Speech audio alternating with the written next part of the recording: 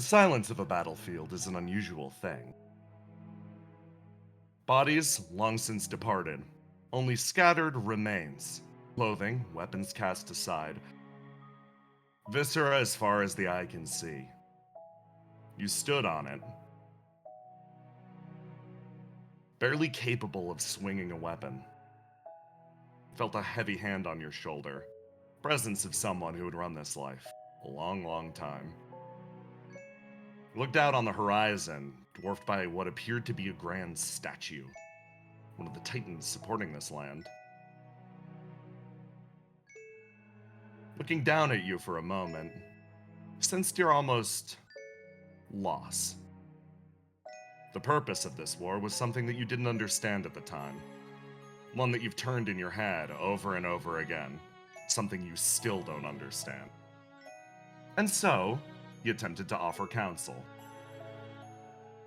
The way I see it, most people fight on in this place, hoping to get an answer from God. They hope that someday, one of the divine will reach out and actually respond to the cries that people utter here. But for people like us, those that never stood a chance of hearing God's voice, I think there's something else waiting for us. He turned you and looked directly into your eyes. Warriors like us, just trying to hold on long enough to come to grips with our own mortality. Most of us don't get the chance. So keep fighting. Hopefully you'll last long enough. Find a good place to finally come to rest.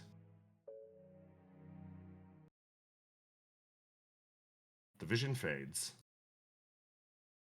as your eyes slowly open.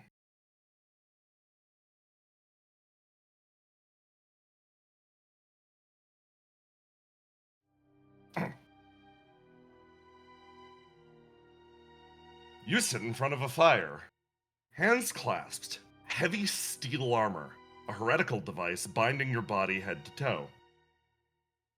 You look up and down and you slowly stretch. Creak of metal, almost disturbing the silence of the area, only punctuated by the crackle of the fire. This figure over here seems to rise. She turns towards you. Great horned helmet almost tipping to the side, appraising you. And then a voice rings out. Okay, you're back. Good. That's wonderful. The energy relaxes. Whatever dream was passing through your mind earlier almost shaken away. At the sound of a kind voice, your body starts to relax, and you look over at the fire. This individual on the far side, with her great helmet, sort of shifts over on the column and slides towards you. Okay, so I'm going to start saying some things to you that might not make 100% sense, but I need you to go along with them anyway. It'll probably get your head screwed on straight. That okay?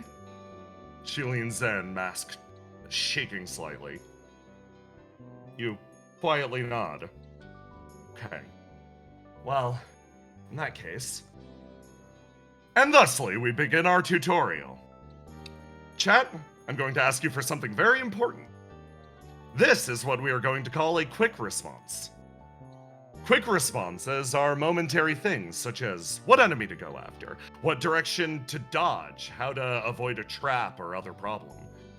For a quick response, I will look at the first wave of people sending in votes, and that'll be that. It's a very snap, spur-of-the-moment thing.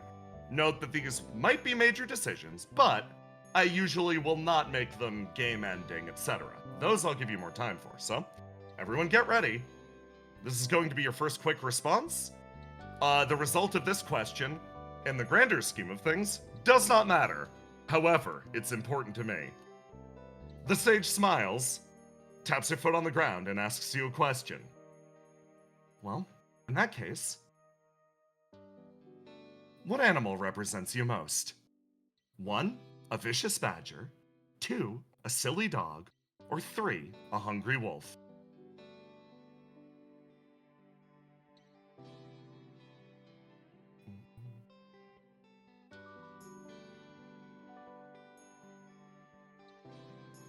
Ooh, this is lovely. Okay. You hear her sort of let out a little chuckle. It seems like you're struggling a lot between a silly dog and a hungry wolf. But it seems like, by my estimation, I saw slightly more in favor of a silly dog. She beams. All right. That's good to know. Next, I'm going to ask a little bit of a more important question. So, the next question. This one I'll give you slightly longer on. I'll give you almost, probably about 30 seconds to a minute. Genuinely consider your response for this one, as a question like this can impact the direction of the game.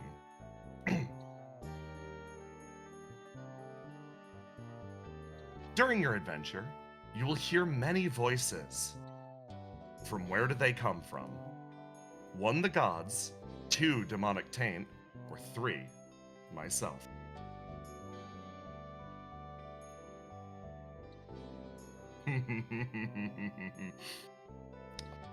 Oh, this is lovely.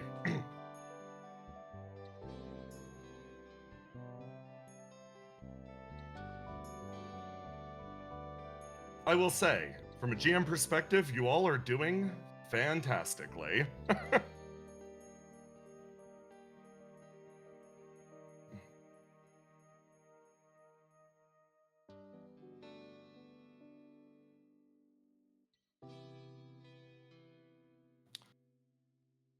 As the voices sort of join together, you register a sensation, the whirling in the back of your head. It sort of struggles out through the cracks and holes in your armor. You register your intention, though there are voices currently whirling around in the back of your mind. You state what you believe to be true. This is you. Simple as. Smiling, she seems to take that answer, nods once more. All right. In that case, why don't I offer you, perhaps, a higher stakes version of the same question? This one will be very, very important. Right now, it seems that you possess something that I'm going to call for shorthand an attribute. This would be your blue attribute. Allow me to roll that out for you for a split second.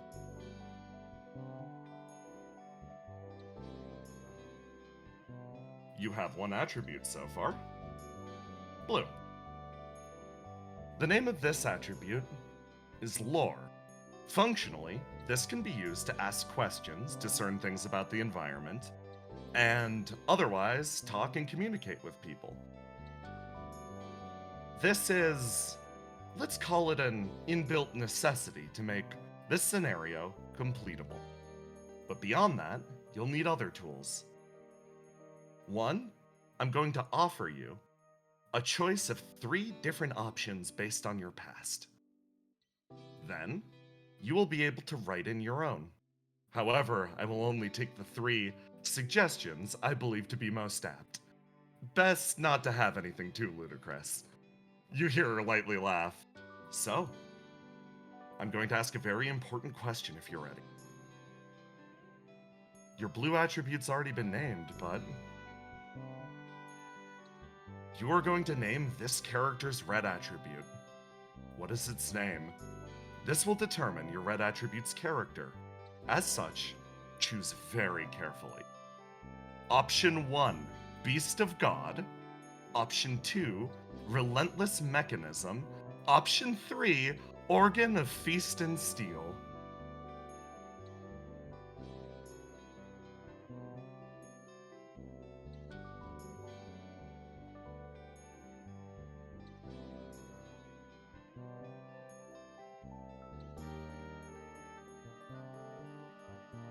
This is quite a difficult choice, and I don't believe that there's a wrong option in this case.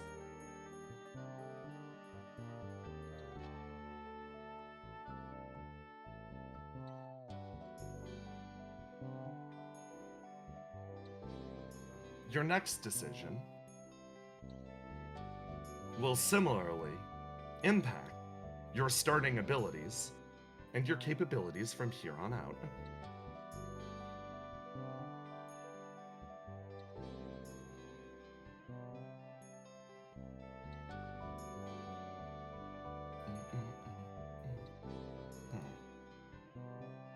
Ah, this seems to be a difficult one. She folds her arms. Ah, this works as a perfect example. In this case, I'm unable to properly arbitrate between the two decisions. As such, we'll determine this by the old classic. She pulls out a coin. It'll be a toss-up between Beast of God and Organ of Feast and Steel. In this case, we will abide by whatever decision the coin determines. A 1, Beast of God. 2, Organ of Feast and Steel. In this case, your red will be Beast of God. I will type that in. Occasionally, I believe the storyteller may become slightly overwhelmed with the quantity of votes. I hope that this is an adequate method of arbitration. Alright. Next. This is going to be a slightly more difficult prompt. This form will only come up sometimes, usually once a session.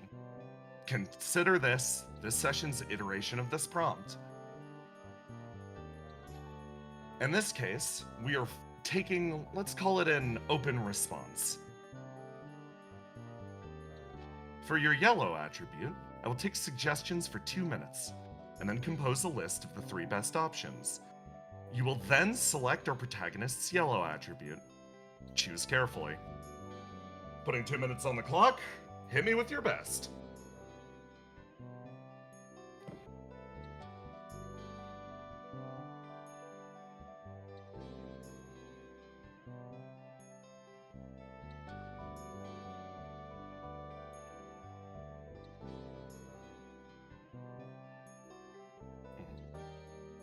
Excuse me while I rapidly take notes.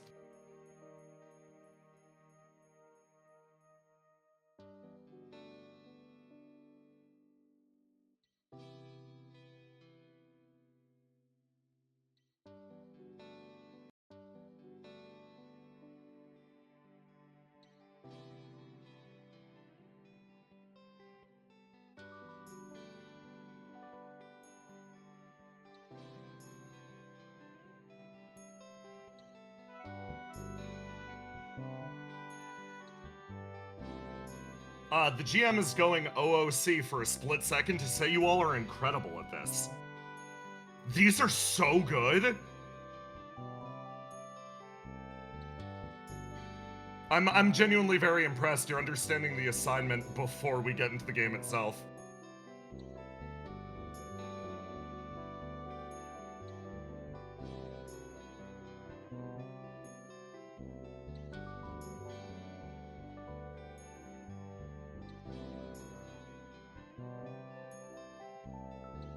Okay, 30 more seconds.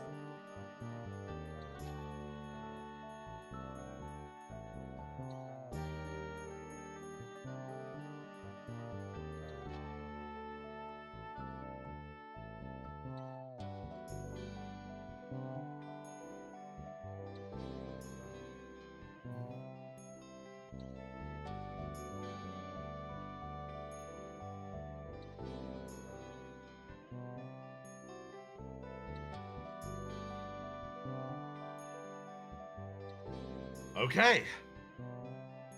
In that case, I'm going to refine my list down. There will be a less fancy overlay for this, however, we don't have a choice in this case. Okay.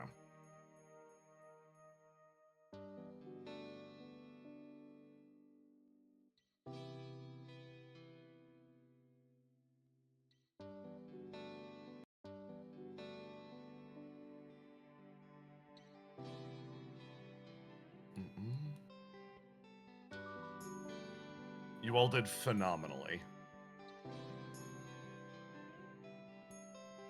These will be your options.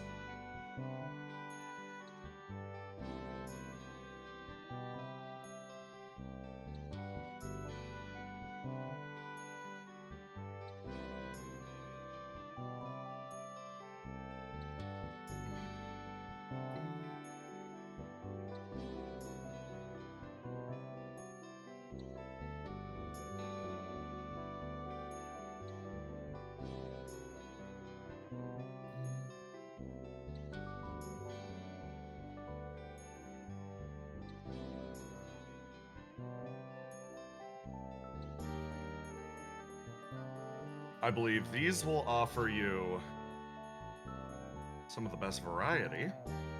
Okay.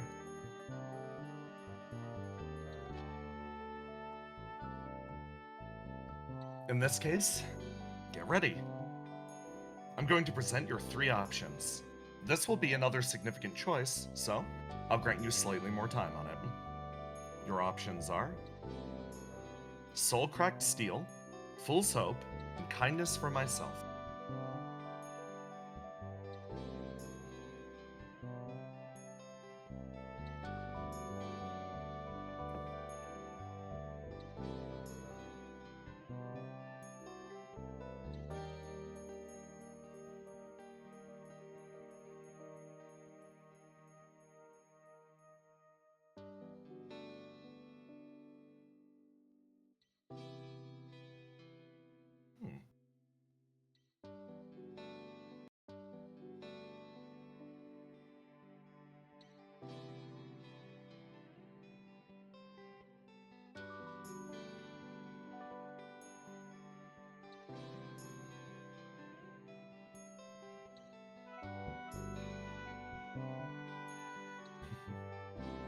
I'm seeing a lot of indecision between 2 and 3 again.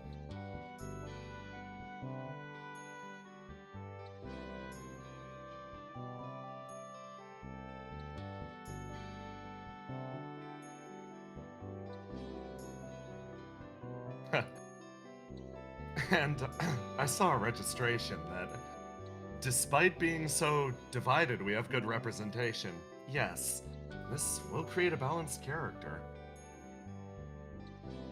In this case, I believe our decision will be...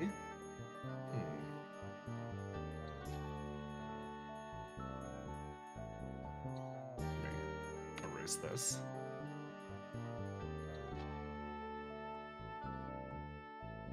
Two, Fool's Hope. Making our arrangement of stats red, Beast of God, blue, Lore, and yellow, Fool's Hope. Alright. We have an extremely respectable build so far. However, that isn't the only thing that you're going to be capable of. Your attributes will, perhaps, align your internal character, but, unfortunately, this kingdom of Vignot is... She looks over her shoulder. It is a silent place, yet it is engaged in great strife. You traveled the world before this, accomplished many great things. You saw the far reaches of the moons and the oceans below. As a result, you carry with you a memento of your journey. A marker of some great memory that shaped you as a person. I'm going to ask you, after a short deal of explanation, which of these mementos you still carry with you, and how your journey shaped you. These decisions will impact your capabilities as a fighter, and let's call it your overall playstyle. As a result, I'll provide some quick explanation of what each does. You have one artifact with you from your time traveling this world. This will determine your attribute-associated starting gift. Decide what it is.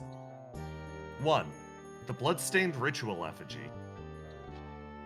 Whenever you wound another target, you are granted a roll to recover. Furthermore, from drinking the blood of the moon that bleeds, your body has become altered in some way. You will roll 1d6 for mutation, all of which have slightly different effects. 2. Grease wheel amber fluid. An oily substance pulled from the kingdom of Sangavald. She motions with her thumb upwards. A great shelf of dirt rests over your head. This is meant to clean the machinery of the world above, to keep automata moving smoothly. Perhaps it is due to their influence, but your body has been altered in one or more ways to be like that of an automaton. That which encourages machinery will allow you to carry on as well. As such, it grants you the ability to scrounge and the ability to ignite to heal yourself immediately, pushing your mechanical body to its limits. Finally, the Deep World Meteor Glass. This was pulled from the depths of the ocean in the Great War that you fought in. When you were told to fight and die, this singular object managed to pull you out of yourself, offering words of encouragement. It is said that a great crystal rests beneath the surface of the ocean, warping people irreversibly to those that listen to its call. You too have been changed by this glass. Whenever you are in the presence of water, your physical features not only align more to that of water, you regenerate more quickly in its presence. Finally, you can bottle water and drink it later as a means of healing yourself. Think of it as a method of obtaining potions. To go over your options one more time in brief, option 1 encourages aggression. It encourages attacking your enemies in order to heal yourself. Option 2 involves scanning the environment. And option 3 offers passive regeneration and the ability to heal yourself with potions. I will now begin to look at chat. Sorry, any votes before now I did not register as I was tutorializing.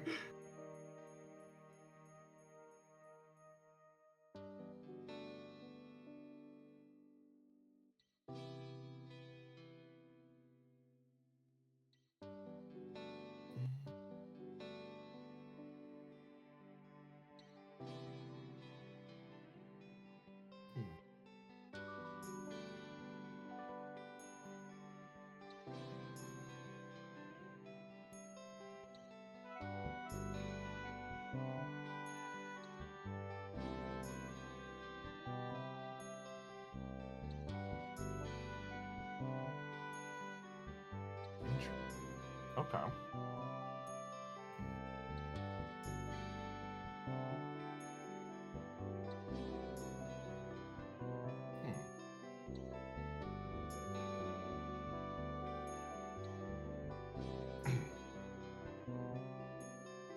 If my senses are to be believed, I think you took the Deep World Meteor Glass. I lock in the fish option. Finally, last but not least, from your time at war and before, you carried a weapon with you. This will guide you well in the Kingdom of Vignette. Remember, here, steel is heresy. What weapon were you granted? 1. Sword and shield. 2. Claws. 3. A rifle. To offer another brief explanation, the sword and shield is a balanced weapon that allows you to maximize any efforts to block, allowing you to take significantly less damage. The claws are an aggressive weapon, a mixture of brass knuckles as well as claws. They allow you to attack multiple times in quick succession, quickly destroying your opponents. And finally, option 3. A rifle of the Mallory Crime Syndicate, granted to you for services rendered. It has supreme advantage at extremely long range, but suffers in close quarters. I will now look at chat.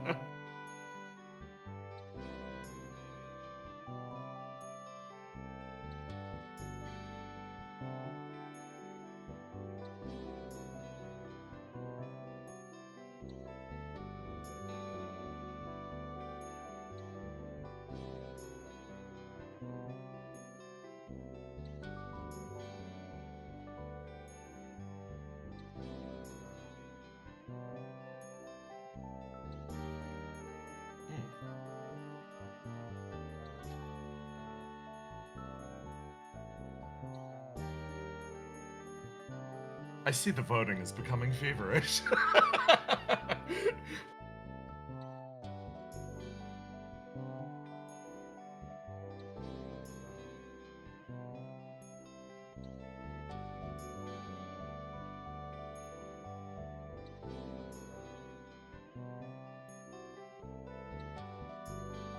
All right. I believe we have our configuration then. You will go into combat, carrying with you not only this shard of the deep ocean, you will travel forward, carrying your own signature weapon, your classic knuckle claws. I will post the gifts for both of them.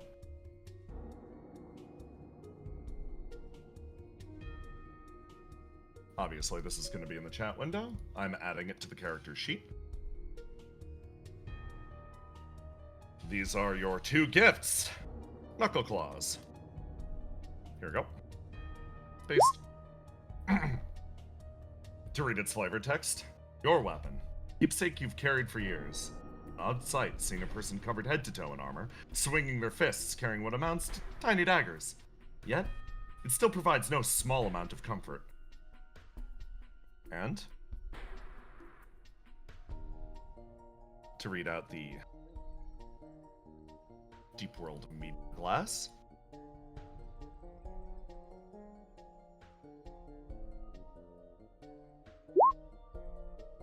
Deep World Meteor Glass, memento. A shard of crystal supposedly carved from the behemoth that sleeps beneath the sea. During your fight in the sulfuric lamina, it sang to you, just as it sings to the sea and all those that live within it. Its song carried you back into the battle, though your body had given out. They say the changes come to those that are willing to listen to its song.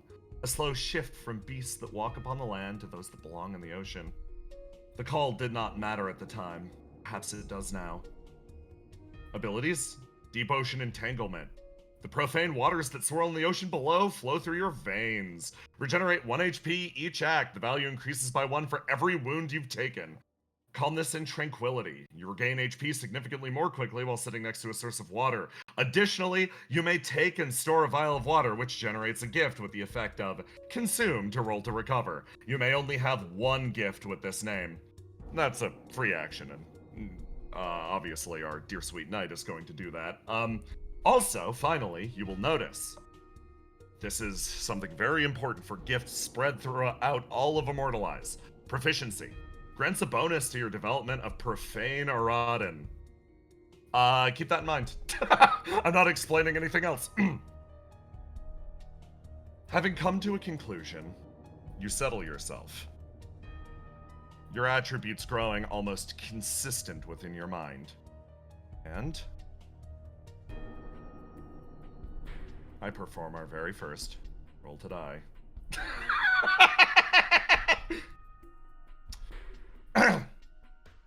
What resounds from inside you is a decision of your own making, a creation, an artifice made during this short little moment staring at the campfire, and yet it bubbles to the surface, the beast of God. Thank you so much for the guidance. I will do my best to make sure that you look back and forth, the voice echoing out through your visor. Our time in this land together is not disturbed by those I see chittering in the dark. Oh, you got talkative all of a sudden. I drop. Roll to die. You stand up, beast of God taking almost sole control of the body. In which direction should I head, dear sage? You speak. It's a voice that has direction, purpose, determination. You almost smell something on the wind. She shrugs. I'm not entirely certain. I actually found you here. There are, surrounding us on all sides, the ruins of a kingdom called Vinyat. It once stood on this land, but has since been dragged away by time.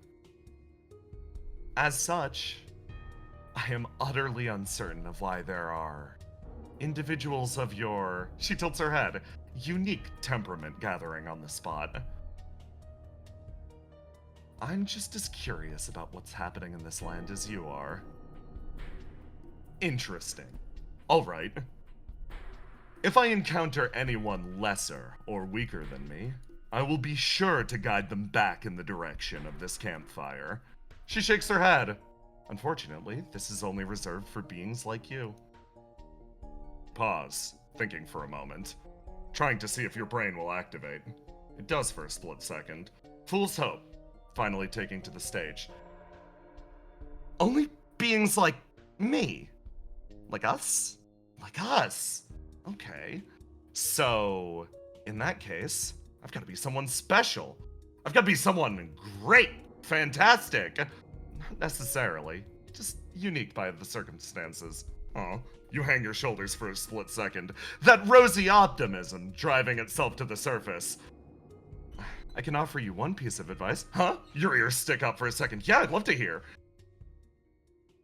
Those that have gathered here are disaffected by the war that was recently waged in the world below. You'll find gathered no small amount of, you feel that smile creep across her face again, special individuals, heroes and otherwise, veterans of the war looking for something to ply their blades with. Similarly, Vinyat has been undisturbed for centuries. They are here for a purpose.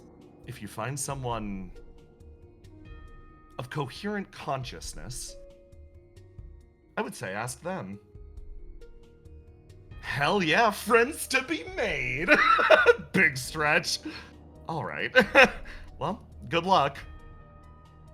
And then I roll, most importantly. Oh, for a split second, you felt like Laura was trying to bubble to the surface to, register some thought of, guys, I think it'd probably be the best course of action to fill up our bottle over by the river that's babbling nearby. Beast of God. Drinking the pathetic water of a forgotten land. No. If we find something, it'll be from a far fresher spring. You depart. Heading to the next area. So chat. You have designed your character. I hope you're fucking ready.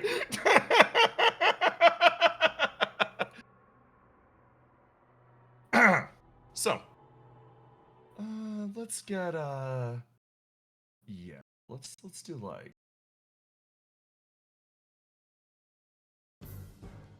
this works for our dear friend Beast of God. You travel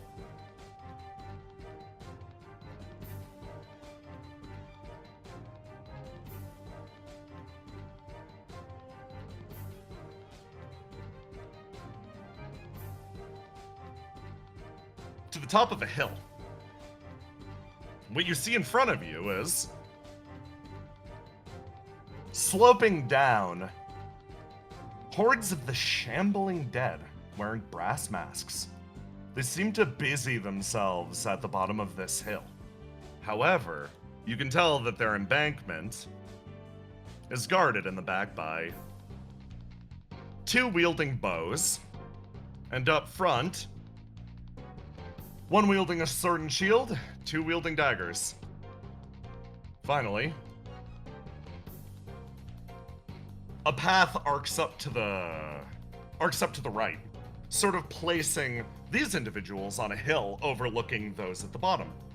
They are fortified there, but significantly fewer in number. It seems that the two in the back carry ranged weapons, and the one in the front has a sword and shield. I bring us back over here, and chat. This is going to be a quick decision of what direction are you headed? 1, 2, or 3.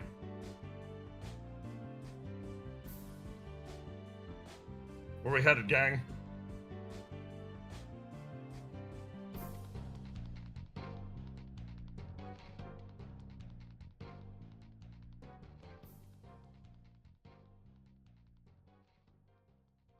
Delightful. Momentary decision.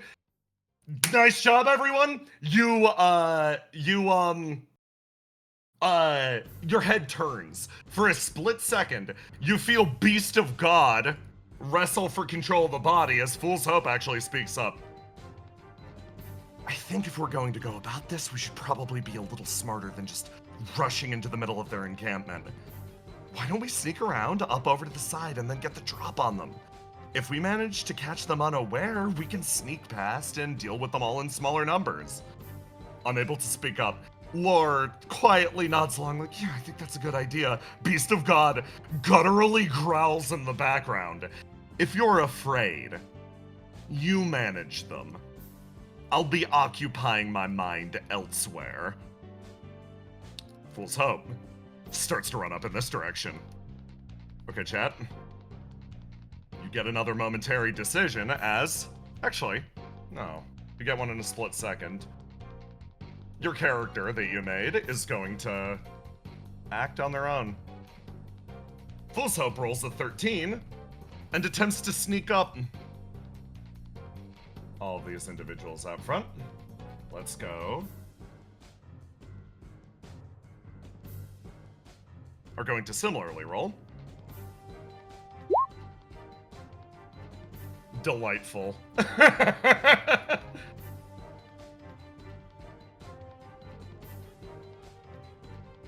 And then I will roll for the Undead Assassin. Their defenses... Oh, their defenses are bad. Okay, okay. Fool's Hope, a rather optimistic jumpy sort, does manage to place themselves behind the little trio here. So, here comes the big question, guys. You're in the bushes. You're immediately behind them. You're prepped to jump them. Which one are you going after? We go,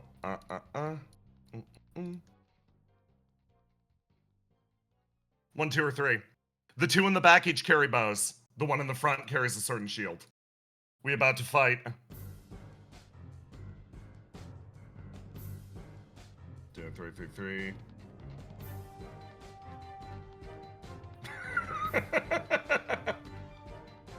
Okay, I got you.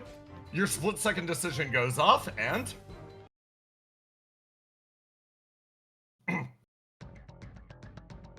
Your body juts forward, jumping the one in the back, the Undead Assassin. That will... easily hit. You leap from the bushes, knuckles raised up, and throw a punch directly at the person's exposed jaw. Igniting, you immediately use your knuckle claws to go for 2 subsequent hits. Oh my god. 1, 2, bam, bam. Let me lock in off of that. You're swapping in Beast of God. You managed to hit the Undead Assassin twice in the jaw, and you just hear a crack as drops. Beast of God completing your move action can ignite and similarly swing again. Going for an additional attack against the second most voted individual. You close in, squaring up, taking a boxer's stance. Beast of God closes in, steps on the individual's foot, and swings at their head. I roll for the undead sniper. Roll to die. Ooh, they clash. Love to see it. Okay. Oh, wait, no, they aren't locked in. Never mind. You're spared this time. So, you swing up and manage to connect with the undead's jawline as it stumbles backwards. Your surprise attack dropping one of them in an instant. Now, start of the act, we enter proper combat. We go roll to die. The knight will unlock, square up. Beast of God is remaining locked in because they do not like to swap. And we roll for the undead defender. And the undead sniper. The undead sniper looks badly wounded. The undead defender is squaring up. You get the first go, and as a result, will jump on the undead defender, or on the undead sniper, trying to finish them off. Just going for a normal hit. Okay. Versus their roll to die, that will be, or versus their roll to do, they are going to clash.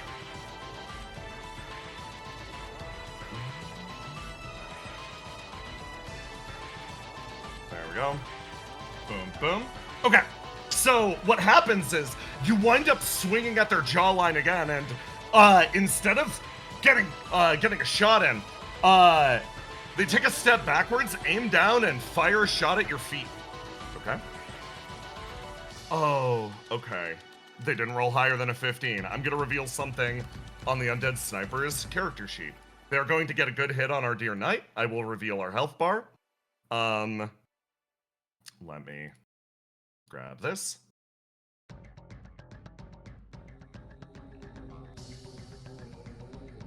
Let me just run through the Roll20 configuration really fast.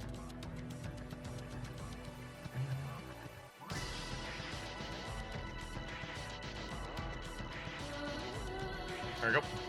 So this will be a full connection for shoots your feet, and you take minus 9 doubled. Boom. Shoots at your feet, and you just hear a thump as it sticks through. You manage to set yourself up, but God, does that hurt. Let me then show off a segment of the Undead Sniper's kit.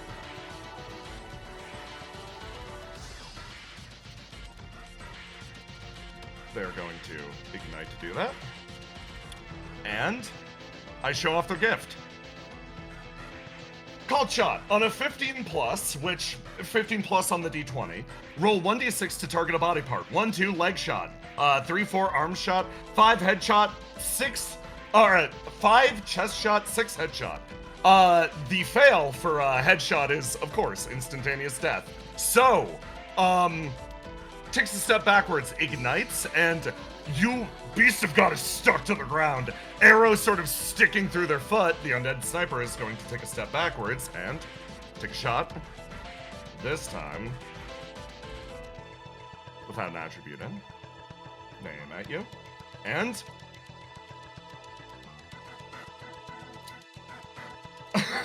wounded as you are, it doesn't matter. The arrow flies directly at your head. You catch it and just snap it. Fully pissed off. The undead defender is going to move over here, assume position, and get ready.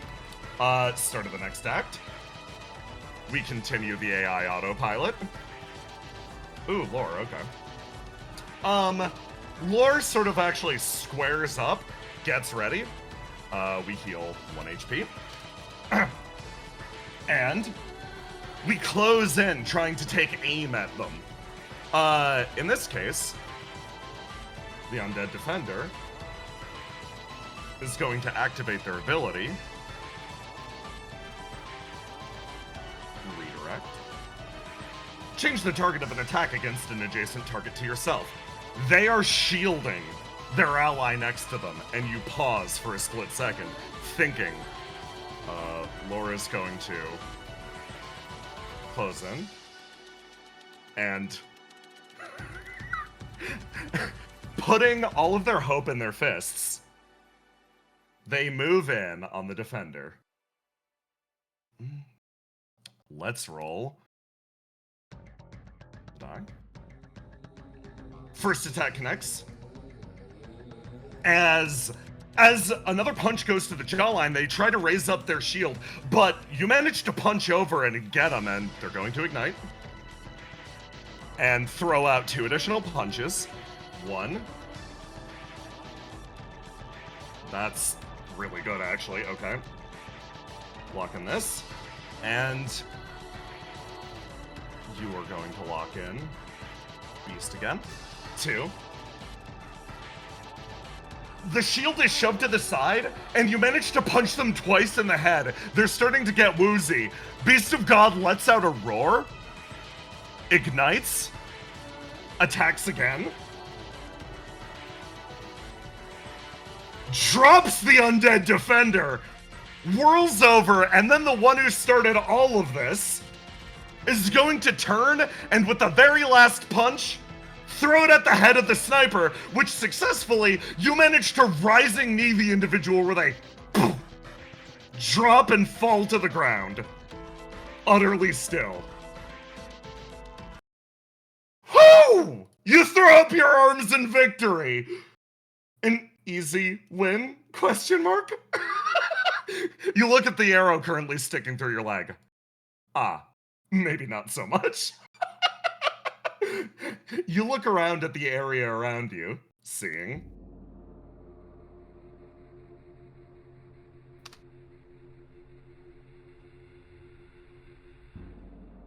the individuals at the bottom of the hill. Mostly undead defenders like the first one. Large tanks meant to absorb significant amounts of damage. You notice the ones in the back are all snipers, and you look at the arrow in your leg currently. That's a nasty formation. Approaching this intelligently was certainly the right call. You get an impression of something. You are fast and ferocious. Extremely vicious in your attacks. But at the same time, you are fragile, comparatively defenseless. Playing this smart, at least for now, might be the right call. That's at least what Fool's Hope tells you.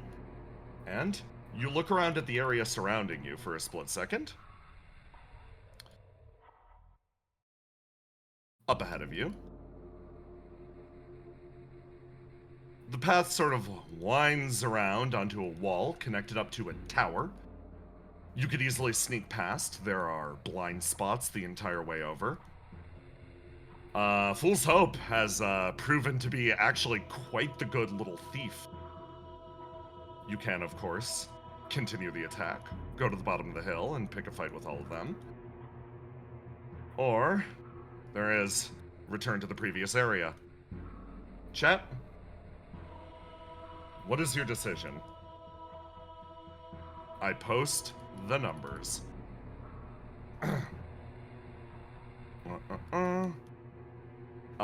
One is the path ahead.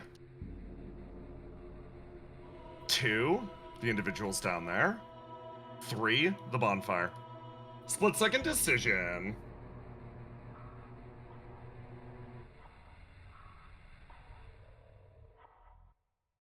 Excellent.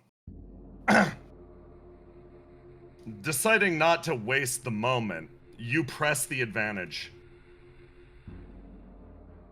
Fool's Hope continues to travel along for a split second, actually enjoying the silence of their own company exclusively.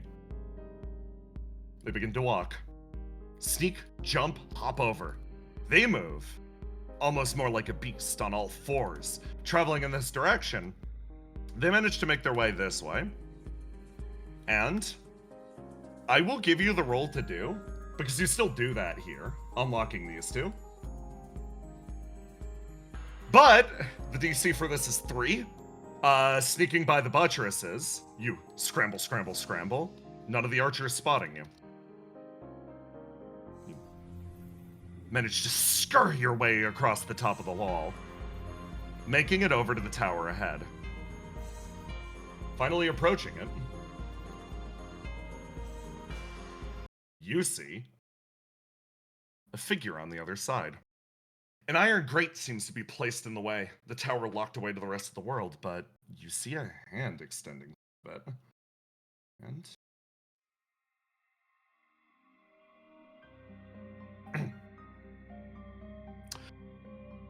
you see a man on the other side, dressed head to toe in chainmail. Almost leather is thrown over his torso. It makes it so he can be incredibly mobile, and his large, bulbous head is thoroughly well protected. A wicked smile plays across the masquerade on his face. He kind of waves to you and is like, hey, you. Immediately, Fool's Hope speaks up. Oh, yeah, of course. Hey, you rush over and in hushed tones. Hi. Wow, you don't seem mindless like the rest of them. That's great. So, man, can you get me out of here? You feel a split-second decision. Hey guys, do you want to let the man out? 1 yes, 2 no.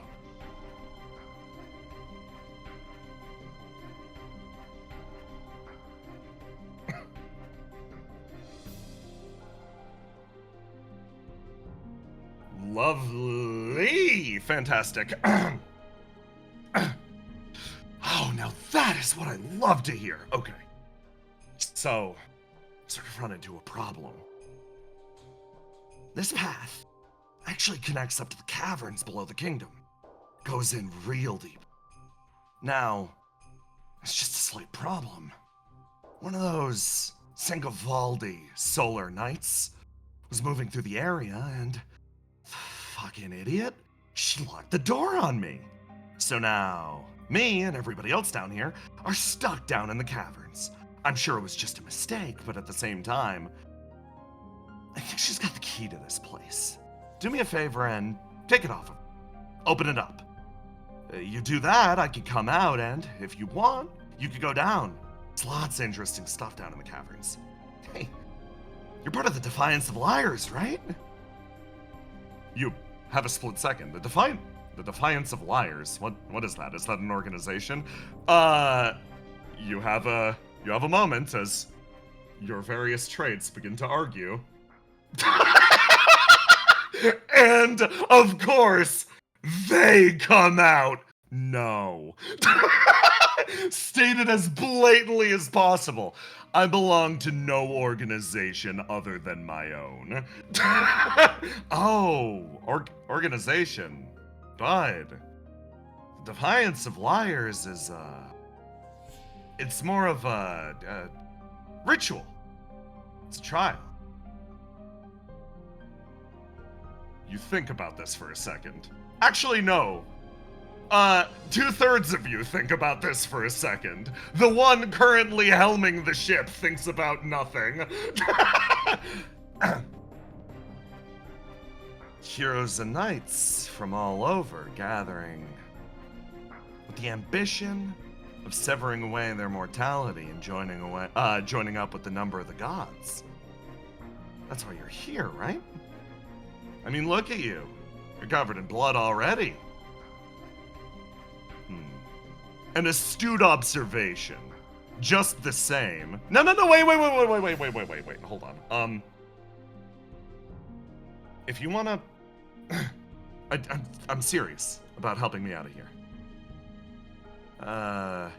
You find that Solar Knight, you take the key off of her. I'll make it up to you. I'll make it up to you right now. How about that? And now... you're presented with a gift. I post this in chat. I will read it out for everyone. Mallory Footpad, Class Profane. A sigil of the Mallory Syndicate. All too familiar. Shame that. You might not belong for this world, but neither are they. Fetid remains of a once great organization. Their talents are useful, but do not believe in the sanctity of their order. Affinity. This gift must be associated with an attribute, and is only active as long as that attribute is locked in. Ability 1, God's Shadow, grants a 2d6 bonus to all efforts to remain hidden or sneak by others. If you're locked into an attribute color that matches the color that those you are trying to sneak by, you pass without effort. You are a shadow. Steal. Roll to do. On a success, take one notable item from the target. If you roll a 5 or higher than your target's roll, and they are unaware of your presence, they remain unaware. So, everyone, we have been granted this class. I ask you a very important question. Which attribute are we turning into a rogue? Are we choosing red, blue, or yellow? 1, 2, or 3. 1, Beast of God. I'll make the little comparison. This is a longer term choice as it radically affects the character. 2, lore. 3, full soap. Who's our rogue class?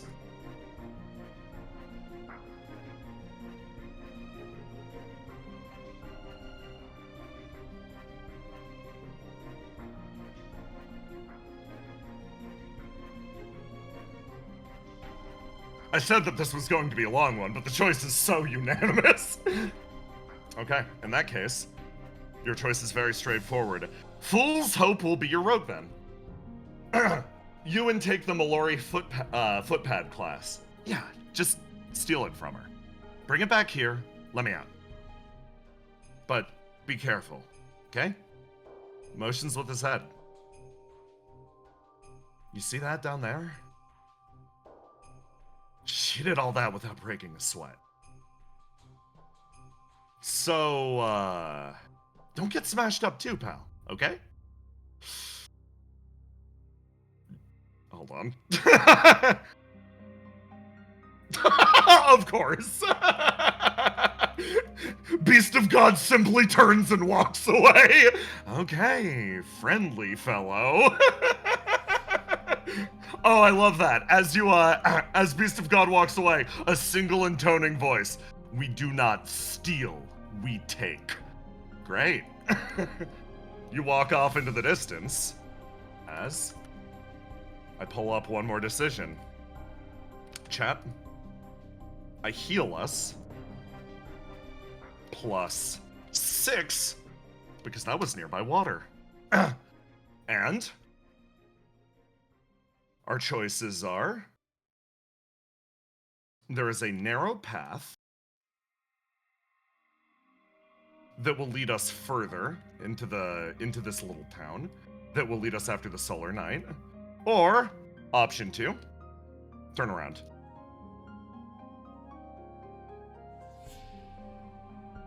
Only a 1 or a 2, quick decision.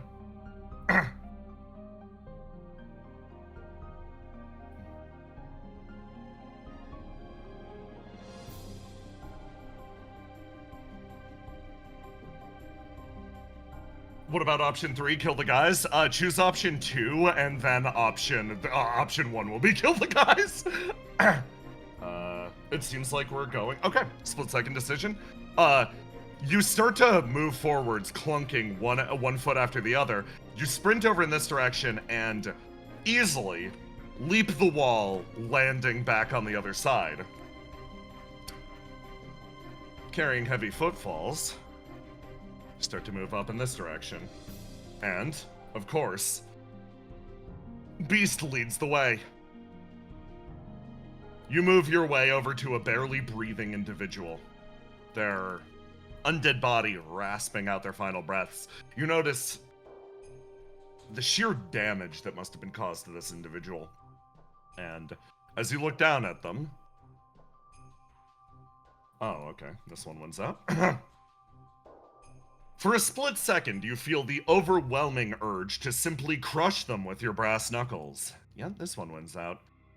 They move forwards and begin to examine the body. Beast of God speaking up in the back of your head. They are still moving. Whatever is animating them will likely get them moving again soon. If they begin to move again, they may take us unaware. Lore instead speaks up. No, I think it's okay, actually. I think that's a risk for all of them here, even though we smashed them up. I noticed so many wounds on their bodies. I think they'll just put themselves back together eventually. You run your hands up and down this individual, checking their pockets, etc., and actually pull back and away, producing a... Let me grab it. This is actually really good.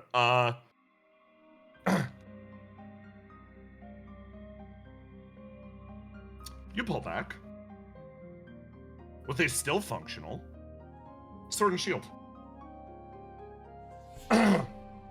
This functions as the weapon that you could have taken at the very beginning of the game. And in this case, during the post-game votes, we will be deciding what weapons are associated with which characters. For now, the sword and shield will be taken and functionally pocketed. This is added to your gift inventory. You're sticking with the knuckles for the moment. Lore looks down and tries to absorb what happened here. Their weapons aren't destroyed, they're mostly intact. I can see that it seems like whatever did them in or whatever put them down is some sort of magic, actually. Magic. Yeah. I think it's something we should probably keep an eye out for, or... And then, of course, this one speaks up. Or it's something that we could theoretically learn. Like, if it's magic and this Solar Knight has it, why don't we just walk up and ask for a crash course in it? Lore thinks. Not a terrible idea. Alright. In that case, it'll at least give us a dialogue prompt to work off of. Hey, beast? Let's avoid fighting at first, okay? I thought we were stealing the key from her. There's a momentary disagreement. I guess we'll decide when we get there. Talk, steal, or fight. Alright. You shake your head and move deeper into the city, and I heal you 4 HP. 4? Oh! You're right next to water, and Lore's in control. Lore's gonna run over and fill your flask!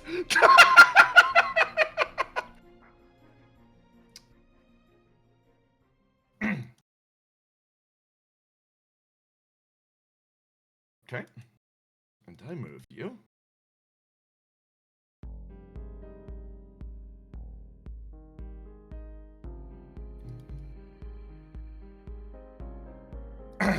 Into the next area. So, you now have a gift that will allow you to fully heal yourself, or not fully heal yourself. You have a gift that is free use, roll to recover.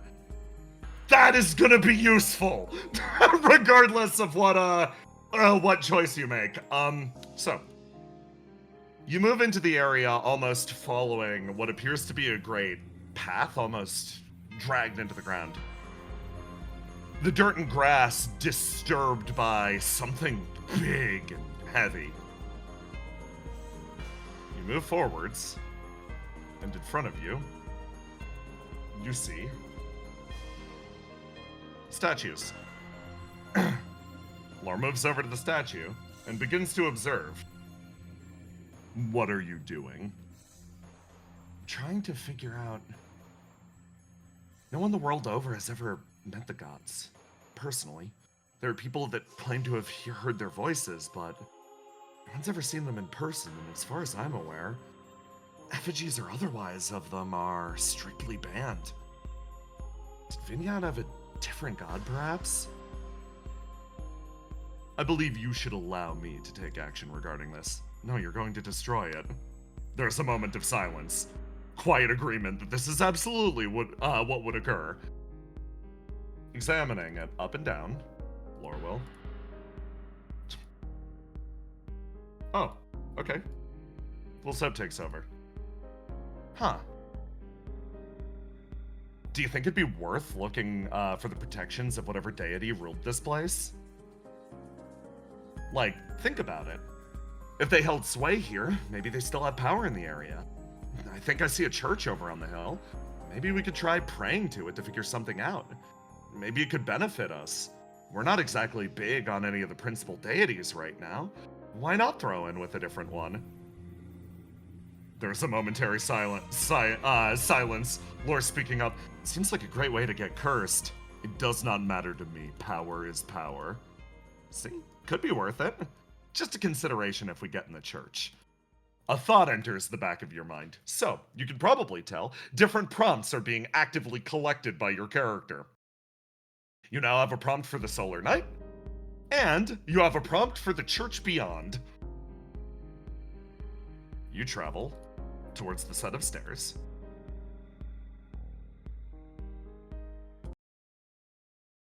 Just a hill. Yes. You see an individual sort of standing, arm braced against a hammer that's as big as she is. She's staring down into what appears to be a swamp adorned in white lilies.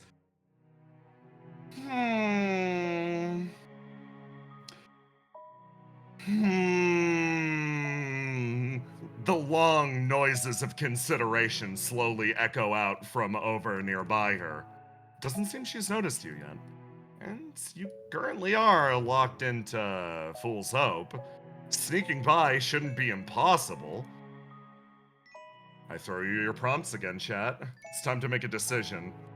In front of you, you see the Solar Knight that has the key to your friend's jail cell. But, before we make a decision related to that, I drop a 1 on her. Are we going to address her? Or are we going to pretend that we didn't see her, leave her to whatever's happening here, move our way up to the church dedicated to some unknown god, or 3, get the fuck out? Your choice, split-second decision.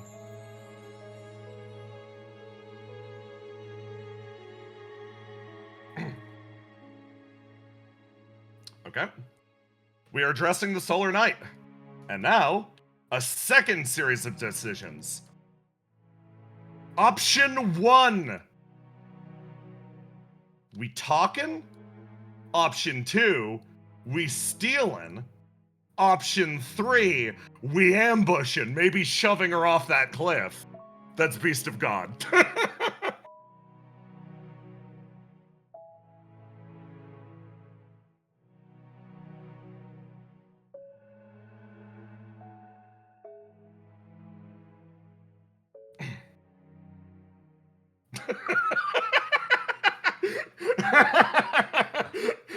I'm adoring this. Okay. In that case, you make it to the top of the, ridge, and for a split second you feel this one like, oh yeah, she's going over, and then, of course, Fool's Hope wins out, immediately heals 2 HP, and in normal Fool's Hope fashion, instead of approaching and even hailing the individual, letting her know you're not hostile, you walk up next to her and also stare over the edge of the cliff, and loudly, as if harmonizing.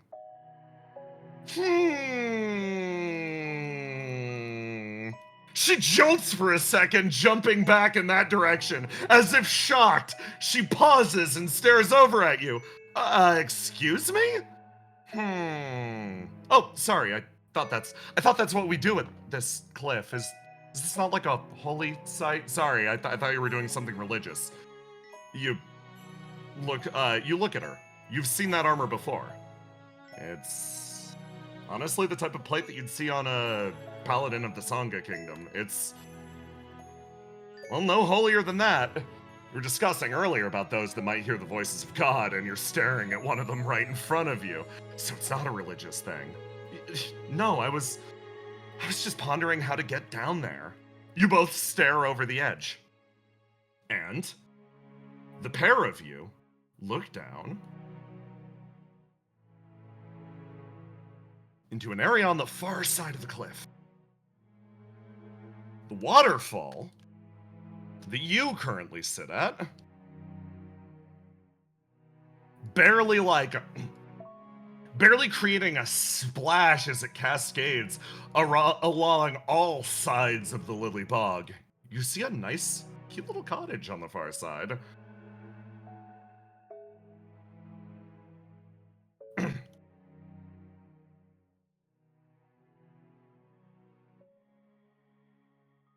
It's just hard to think about because no way around it. The only way that I found over to there is if you cut back across the area, like down if you go south a bunch from here, and you move past the bonfire, there's like a big bog, but she looks down at herself, her heavy armor. She looks at you, your heavy armor. It's like a gross poison bog. You just sink in it. So I thought that there might be a way to just cut straight to the end, but she stares out and over the side. You begin to consider as well, and perhaps could we not jump down from here? She looks over at you and then motions with her hand like you may attempt.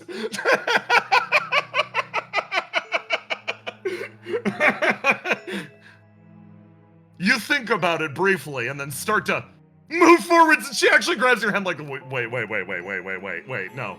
You're not gonna survive a jump like that. You slowly turn back over, considering.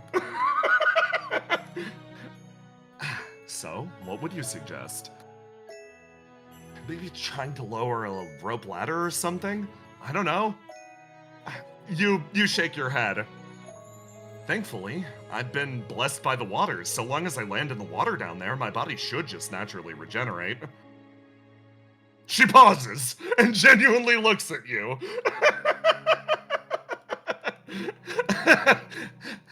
Perhaps I'll consider that. Right, can I ask? Lore tilts your head. What exactly are you doing here? You here for the Defiance of Liars as well?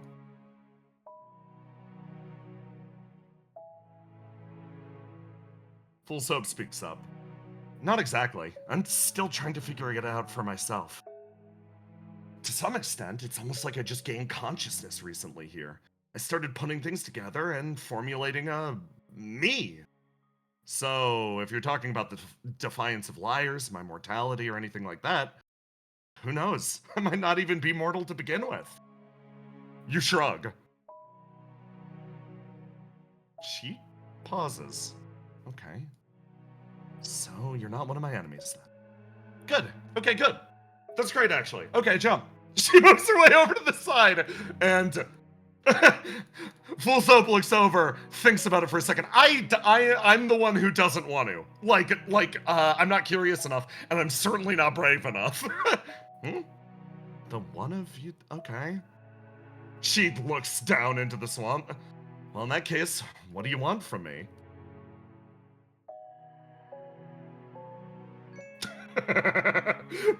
Beast of God in the background, Beast of God in the background spikes up for a split second and wants to desperately immediately jump into I will fight you for the key you carry. But this one, still in control, actually manages to sort of drag itself to the surface and takes control of the situation. Well, we actually met a guy a little earlier. He was up in a tower, and he said you locked the place up and he can't get out. So, I was hoping I could get the key from you to let him go. She stops, genuinely taken aback for a moment. Oh, yeah, oh my god, I'm so sorry. She actually moves her way over. That wasn't intentional. I was exploring the caverns earlier and I hit this giant stone door. I just thought I'd lock the place because there were a lot of the undead that were, yeah, I should have realized that there were people on the other side. That's a huge mistake. Absolutely. She looks down at the bog. I don't really have anything else that I'm doing at the moment. I could come with if you want to poke around the caverns again. I've actually explored it before and I know a thing or two about them. Of course, there's more to the town over in that direction, if that more strikes your fancy. Just be careful. Fool's Hope sort of cocks an eyebrow. Not only are there more of the mindless undead over there, there's something beyond it. A beast from the Demon War. Apparently it's sticking around still. You'll know it if you see it. Carries around a giant burlap sack. Do your best not to get caught in that thing. From what I understand, it's tough enough to fight the Beast of Bolera to a standstill. So, if you're gonna tangle with it, make sure you're, I'm trying not to sound judgmental right now. Make sure you're tough and well prepared, okay?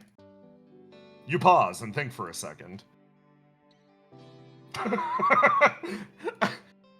Your brain gets into an argument with itself. Oh, she's actually pretty considerate. She thinks we are weak and ill-prepared. This is because you are taking charge of the conversation and focusing more on simple placations. You need to establish authority and boundaries. I think I'm doing a good job. Our goal here isn't to make enemies. Our goal here is to... What is our goal here? Our goal here is to figure out what our goal is. See? Fine. Laura exhales. Okay, so in that case,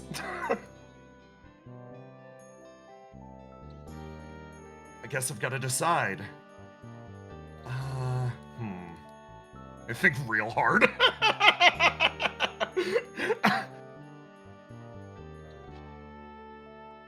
And I roll for their decision. Okay, chat. You've got a momentary option. Okay. Grab your 1, 2, and 3. Where are we headed? Are we?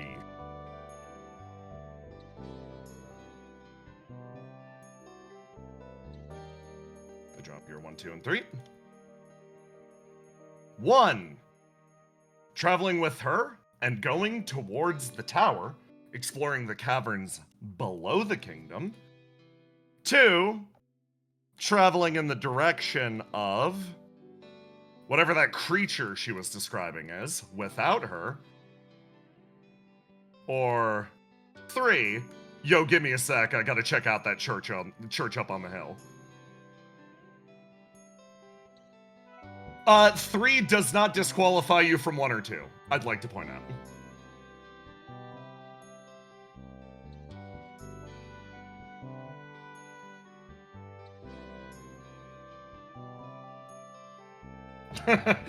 I saw the instant swap to 3 once I clarified that. I wanted to make it abundantly clear. Okay, you're gonna go check out the church on the hill. And then I'll keep the 1 and the 2. I'll move them down there, erase the 3.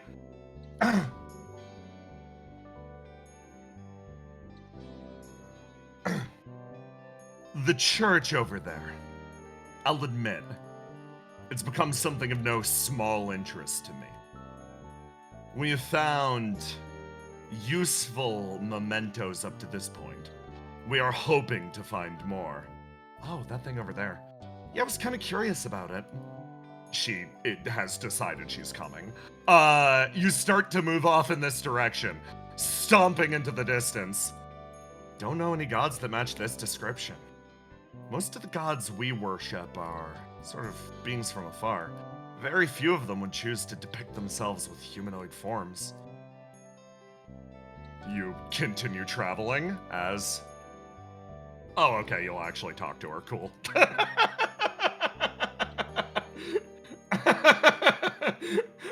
I see the comment of, in the back, here's what happens.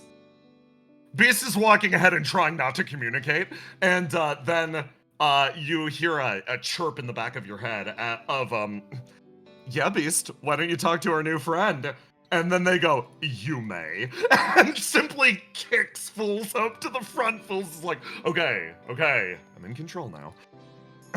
She walks inside, and I create another sequence of prompts for you in this room. Oh my god, you took the water upgrade, right, okay. So you look around the church. A few things are of interest. One, you look over at the fountain, and you start to feel real thirsty. Like, God, that fountain water. It's old and decrepit and, like, probably fetid and awful, but man, are you thirsty right now? Option 3. You see an area where the fountain water has spilled over, bored a hole in the wall, and seems to be making the waterfall. That seems to be an area of great significance. Option 2, no, I'm out. You pause for a split second where we had it. Yeah.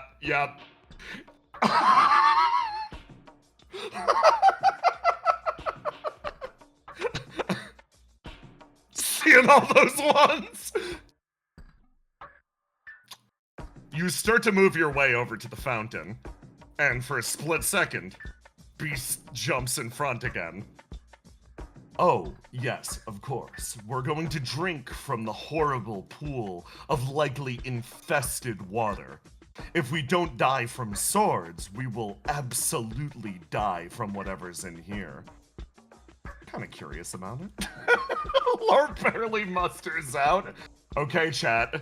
Option 1 or 2. Are you really drinking from this, or are you pulling away?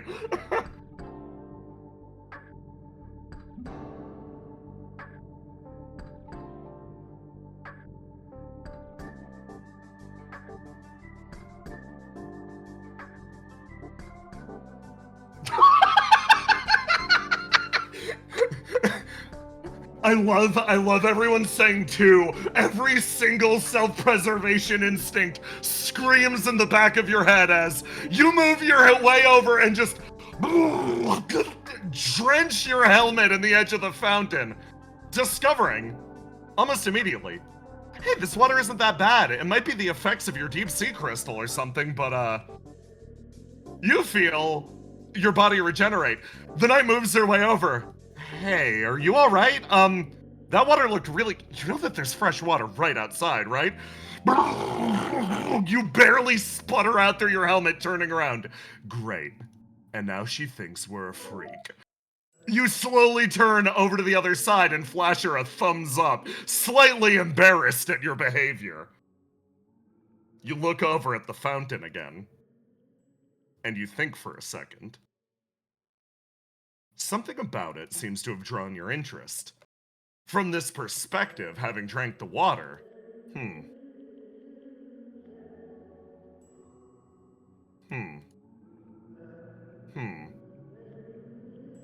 kind of feeling a little thirsty again. 1 or 2, are we drinking from the water fountain again?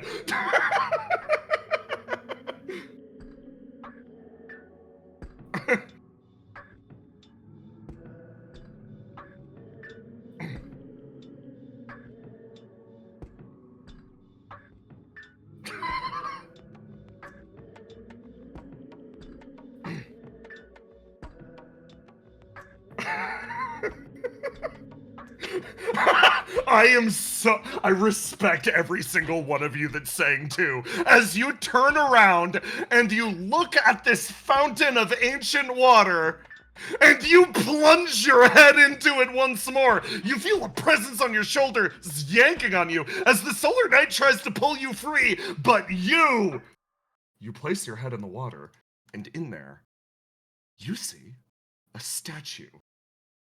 One of the statues that was outside, yet its face is long since eroded by the movement within the fountain. You are uncertain of what spring mechanism pulls water from the ground and causes this area to flood. But it seems that this fountain is almost ever flowing.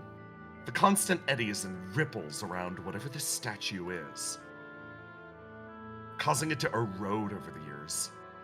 It has become truly faceless, decayed in a way that only stone can. And in staring deep into this face, you feel you make contact with something.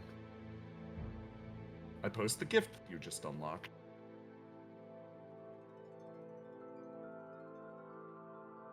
Testament to humanity, blessing. You proffered yourself before the ancient shrine, allowing the blessings of a faceless god to pass to you. You feel no different. You feel only more keenly yourself. The Unknown One smiles. Affinity. This gift must be associated with an attribute, and is only active as long as that attribute is locked in. Abilities. Humanity reaffirmed. As a free action once per act, you may destroy a nearby corpse with a snap of your fingers. Doing so restores 1d6 HP or causes 1d6 damage to all creatures adjacent to the body. Your choice. Proficiency. Grants a bonus to your development of Profane Fulguris. You're thrown on your ass as you stare up at the environment. Chat, we've got a decision to make. Which of our 3 attributes gets this stat? Let me grab them. Which of your attributes do you want to explode corpses?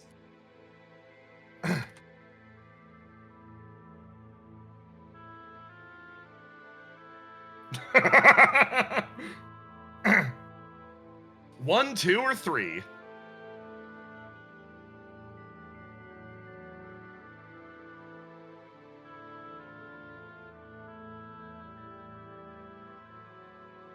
Ooh, this is very fun. Oh my god, the war is so real, and I can see that you guys desperately want Beast and also Lore to have it. Both are great. I'm having trouble determining which one will get it. So, you know what time it is. It's time to leave it to fate. I'll praise the coin. 1, Beast of God. 2, Lore. Beast of God, baby! Beast of God gets corpse explosion.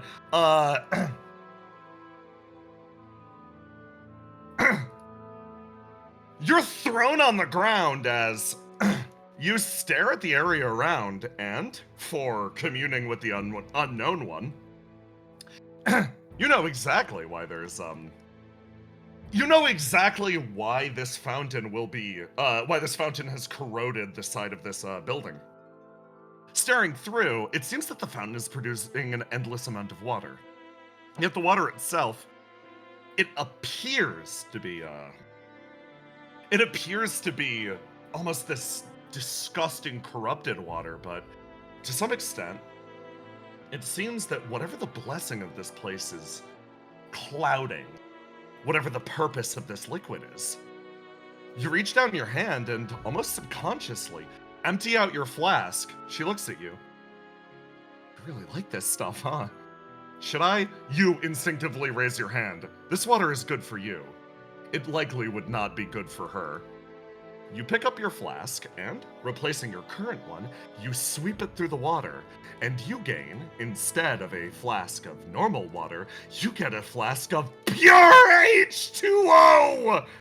In addition to granting you a roll to recover, the pure H2O will restore 1 wound on drink. You pocket it and put it away, and then take a step back in this direction, satisfied.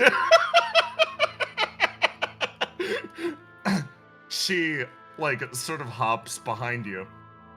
Any solution for what this temple is?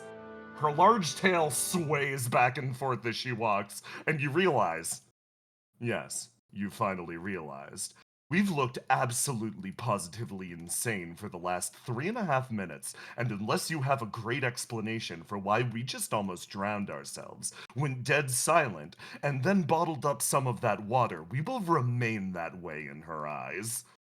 I think we can pivot this. I think this is workable. You have a split second. Okay, full soap. Try to pull it out.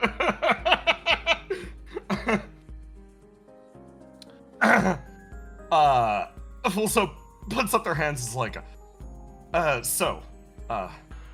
actually shift around, pulling something out of their pack. Do you recognize this? You pull out your Deep World Meteor Glass. Whoever said we could tell the truth, good call. Ever since I participated in the front lines of the Demon War, and when I was fatally wounded, I fell into the ocean. As a result, I found this clutched in my hand when I came back to. It allowed me to keep fighting, and ever since I've regenerated in the presence of water. It's been really useful, and, I've noticed that I'm capable of stomaching a lot more water than most people would normally be able to. You motion over at the fountain to offer an explanation. That actually worked out great for me. Oh, you fought in the war as well? I'm sorry. I too was on the front. Brutal thing. She almost quietly rectifies her behavior slightly, raising her posture. In that case, I suppose I'll trust you with whatever you had. Did it taste good? Oh yeah, the best. You start to walk ahead. It's good news.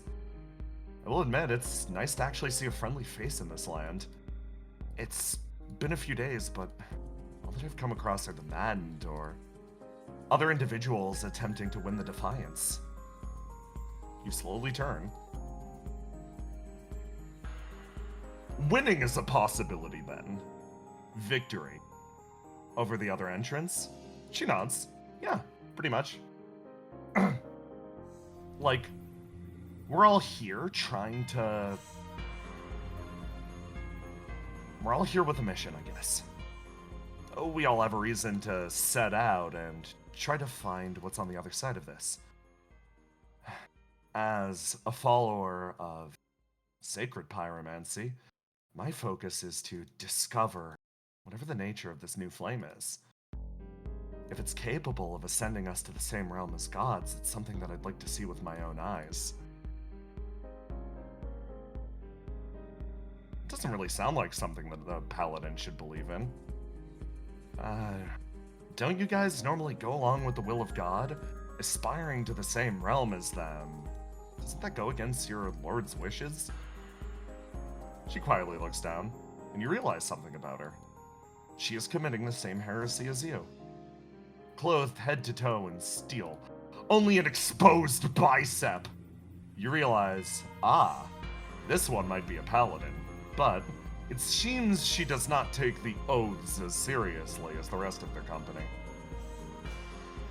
A voice almost intuitively picks up in the back of your head.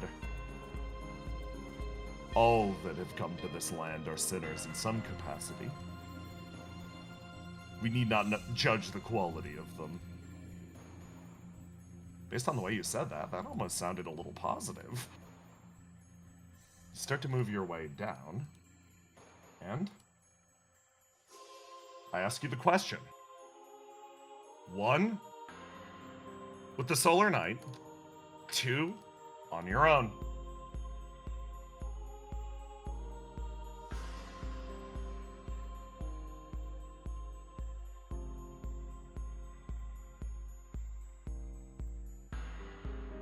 It seems we have our decision.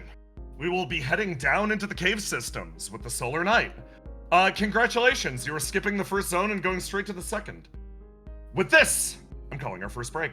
I need to rest my voice. All of my dear sweet friends, you are more than welcome in the chat right now. Please cover for me. Hello, chat. Nice to have you all Hi, here. chat. So all those icons you're seeing in this wonderful thing was drawn by Jay himself.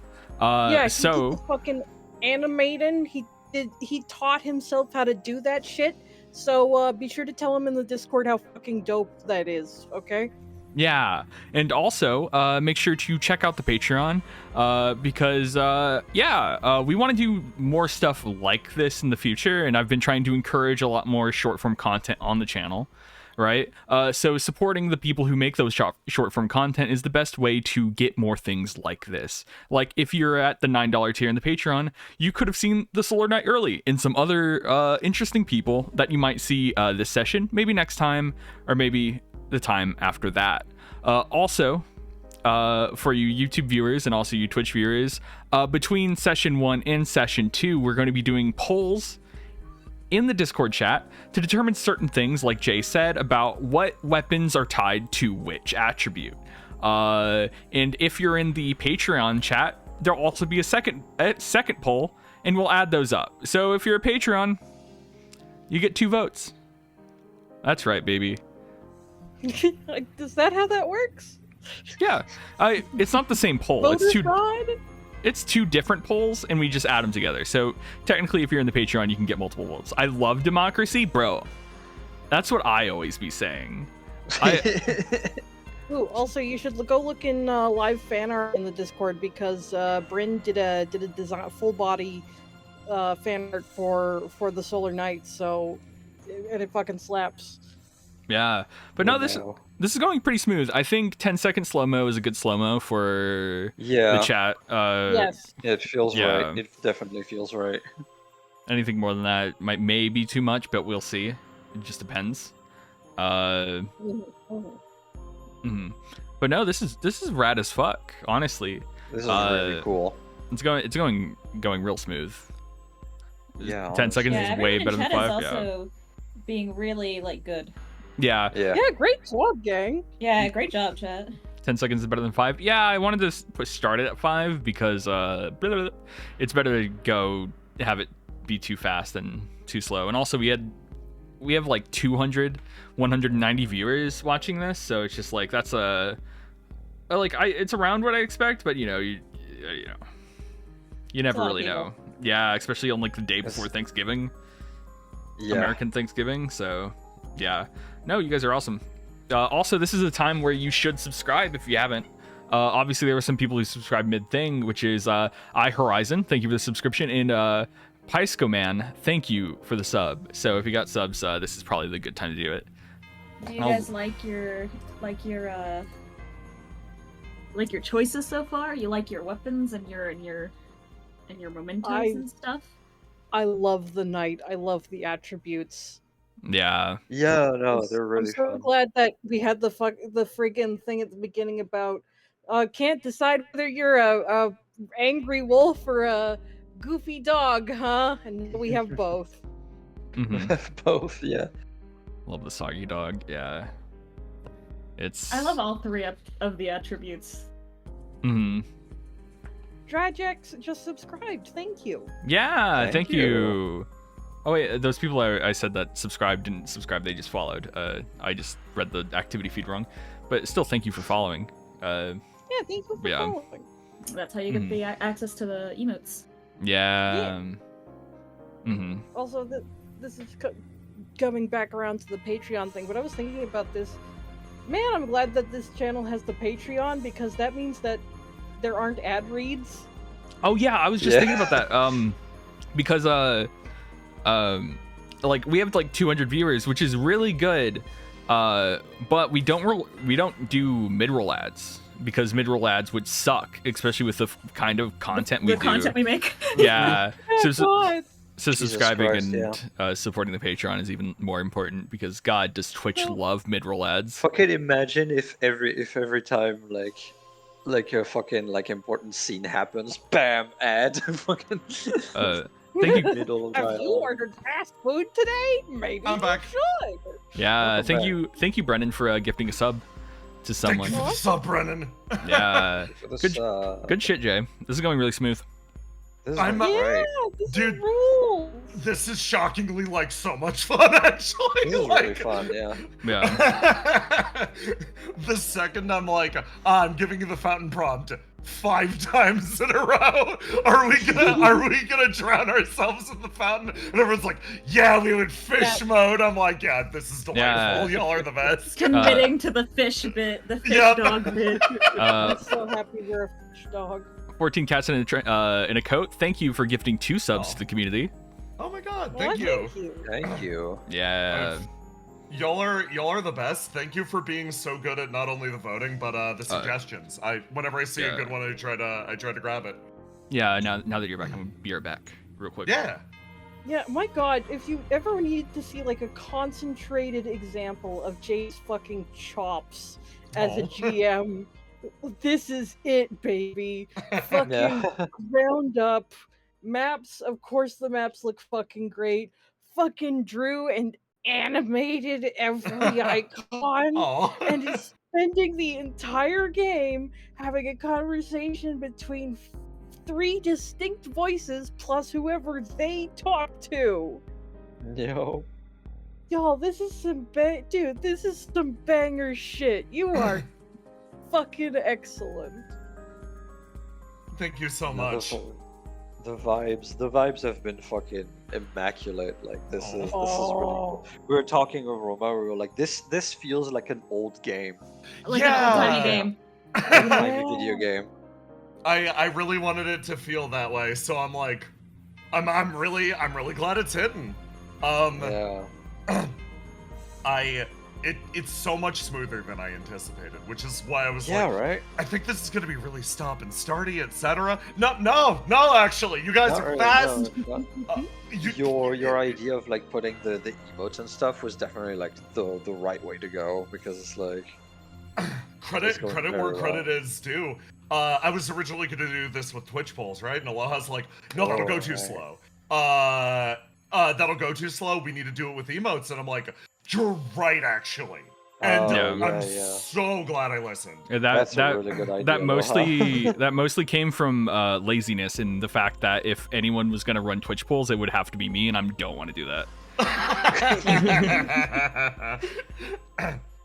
No, seriously, thank you for all the support. It genuinely means a lot.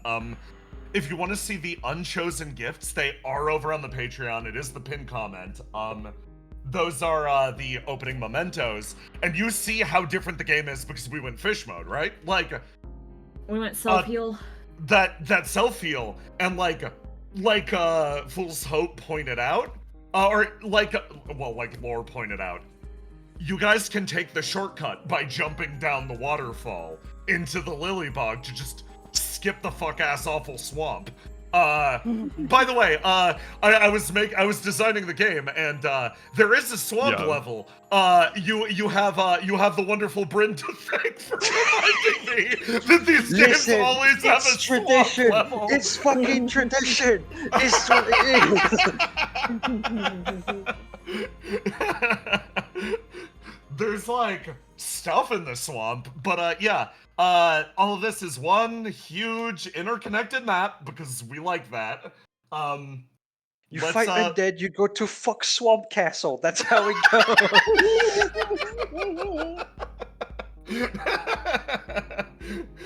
But we're fish mode. We're gonna so do what in the Swamp Castle? Listen, we went fish mode. We have an advantage in the swamp now. Yeah. And I it's love great also, for us now. Yeah, I love also how as soon as she was on screen, as I thought it would, chat was like wife. The one smiling face in the game. Yeah. Her gaze, mysterious. Her smile, so intriguing. Bryn drew a fan art of the full body of the Solar Knight, and the entire time we were doing it, we were going, oh my god, her gaze, what could it symbolize? So intriguing, and it's just a goofy helmet. I'm so glad that we have the right community to correctly look at all these people whose faces are fully obscured in big ass helmets and go, Blorbo. I I'm sorry, I'm setting things up. This'll take a hot sec, but Yeah, dude, Chad, take it's your nice time. to be able to Oh to my chat god, with we you. got a Dorp night. We gotta do. Oh, let's go! Let's Holy fucking shit. go! Oh my god, that looks so fucking good. I'm so. Oh my god. Oh, Sunlight Acolyte night. I'm gonna be real. I expected nothing because I'm like y'all are paying attention the entire time. I'm keeping you riveted to the screen. That's fine. The fact that I'm getting anything is like, y'all are the best. No, we. Oh. Getting things set up. Fluffy tails are great. Yeah, she has a tail that's the size of a country. Ayo. Shout out to Beast of God for being for always rolling the highest and being like, I am here to express my opinion. Anyway.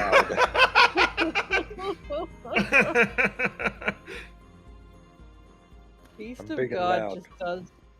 No. But I love the fact that we have the 2 out of 3 people are, if not reasonable, then at least Yes. not aggro.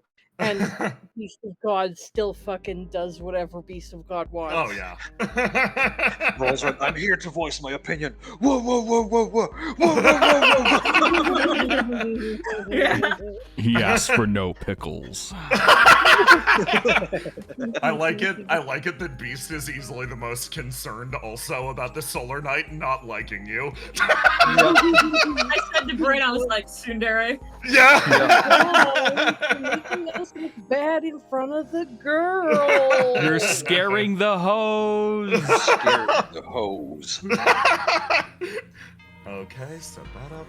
Bark. Fish dog. Fish dog. Fish dog. I love Fish Dog Wolf. Oh, sorry, you're right. Fish dog. You're scaring the hose. Oh boy. Okay.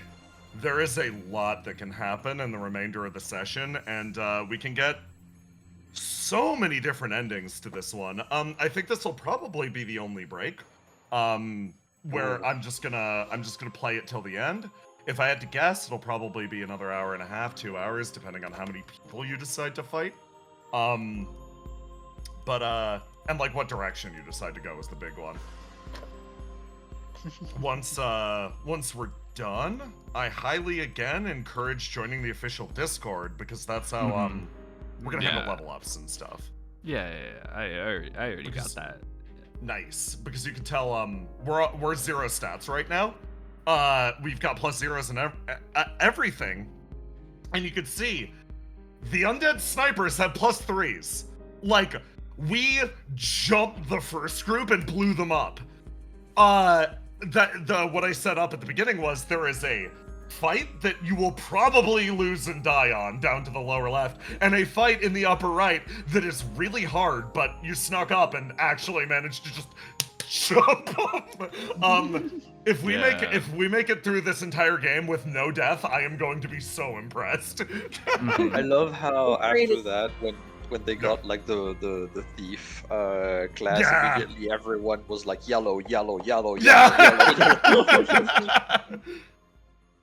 We're great at Dark Souls, guys. You are.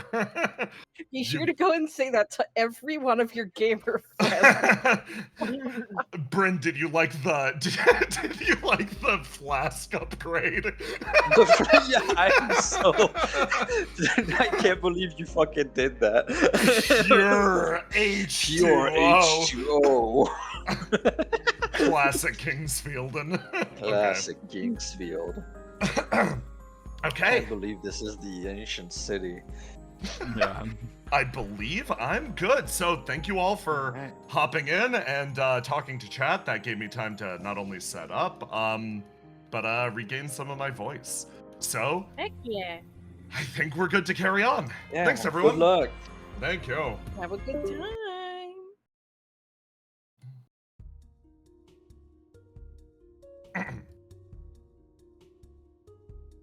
You return to the previous area.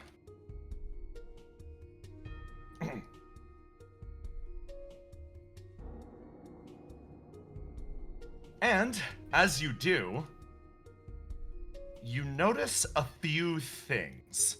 First of all, the figures on either side of the pathway that you carried in are starting to twitch and move again. The Solar Knight speaks up behind you. You really need to smash him up. Really, really bad if you don't want them to get back up. Beyond that, I think that's sort of the purpose of the Bagman. Like, that one travels around and winds up picking up the undead and sort of gathering them up in a big pile. I'd say avoid that area if you can. It's stacked to the roof with just bodies of the undead. Most of them in different states of regeneration. She lets out a light laugh and puffs her chest out. If you get caught by the Bagman, he's gonna pretty much smack you up against every object he could possibly find until you stop moving. So make sure that doesn't happen, okay? For some reason, her candor here and her level of encouragement does not actually make you feel about better about the possibility of being caught by the Bagman. In fact, it makes you feel worse. I'll keep that in mind. Yeah, I'll try to avoid getting caught to begin with. So long as you keep it in mind, or if you have someone with you, they might be able to cut you out. She travels behind you as you move down the way. You look over, up and again, at the different corpses, and for a split second, someone wants to speak. May I try my new technique on them? You asking me? Also, you're what? Beast folds his arms. For a split second, they have a moment of consideration of, perhaps I should have asked the others inside of me. They turn their head away for a moment, almost staring ahead. It seems that I was granted no small amount of power due to my communion inside that temple. Really? Profane ability? Likely. And you're asking me if it would offend you? Yes. Judging by the wounds on the earlier individuals we passed by, you are a practitioner of the sacred abilities. She opens and closes her palm. Rivulets of flame running across it. Yeah. Mostly, I focus on sacred pyromancies. It's considered high heresy to manipulate things with flame, steel or otherwise.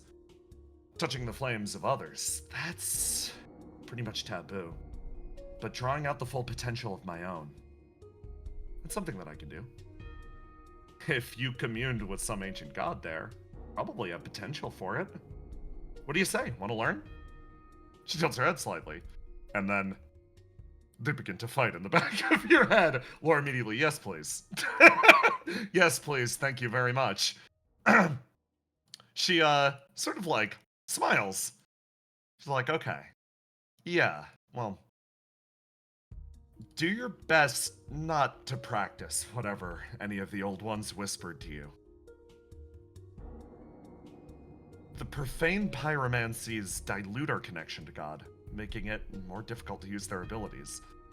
Focused primarily on sacred fulgurus, and it will, in itself, be rewarded. She clenches her hands together, and you see light begin to spill out from the middle of them. An almost aura forming around her.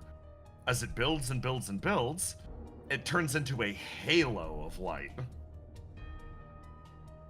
This aura almost rests over her. Try to focus on an ability like this. There are multiple advantages to it, but the primary one is, she's just used Sacred Fulgurus to grant herself a buff. This buff grants herself a stack of boost at the start of each act. Additionally, whenever you use Sacred Pyromancy to begin with, you regain health, and if your character is, say, older than their prime, or hell, even younger, your body becomes more sharply in tune with your full potential. You become more aligned with your ideal age. Most people returning to the height of their physical abilities. She opens and closes her hands. It's the secret to long life within the Paladins.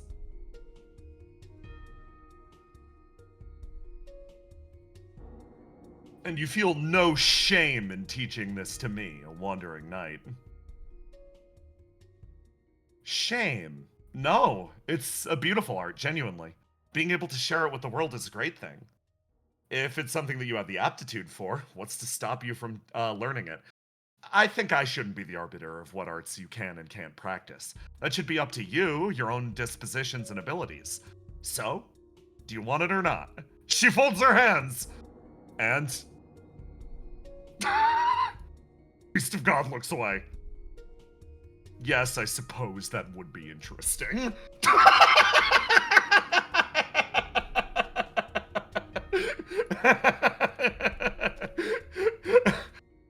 So, chat, our good friend Beast of God is rolling this. We're gonna test our ability for Sacred. We got a bonus to Profane. Do we have anything boasting or Sacred? Nope. That's a shame. God, we're so fucking profane. Okay. So, we roll. Oh my god! Okay. Beast of God might actually beat the DC. Here's your penalty. Holy fuck, okay. And then Beast of God's going to ignite to push.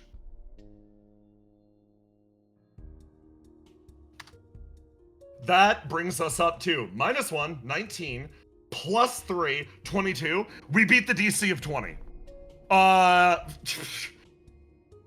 Flame starts to boil and pop around the outside of your armor.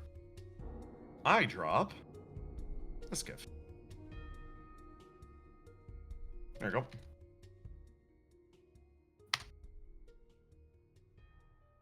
Sacred Fulguris. Belief!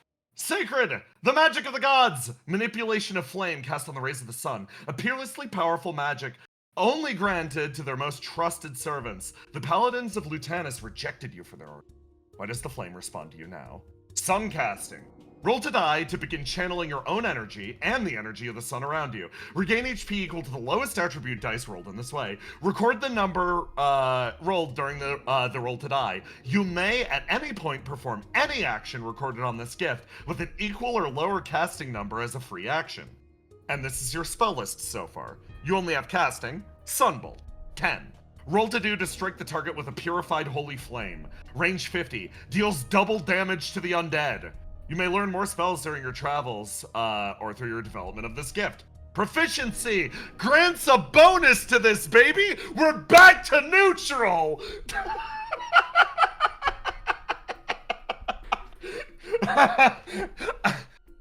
This, also I'd like to point out, does not need to be associated with an attribute. All of your attributes can Sacred Cast. So, this is rather useful. You forge it into basically what appears to be a beam of light and simply throw it, and it strikes this undead that started to move again and just... They fall over, taking a significant amount of damage as you open and close your palm. Roll to die, unlock this. Exceptionally useful. Thank you so much. Yeah, of course. So... You want to carry on? You're gonna need a lot more than a simple sunbolt if we're gonna overcome the caverns.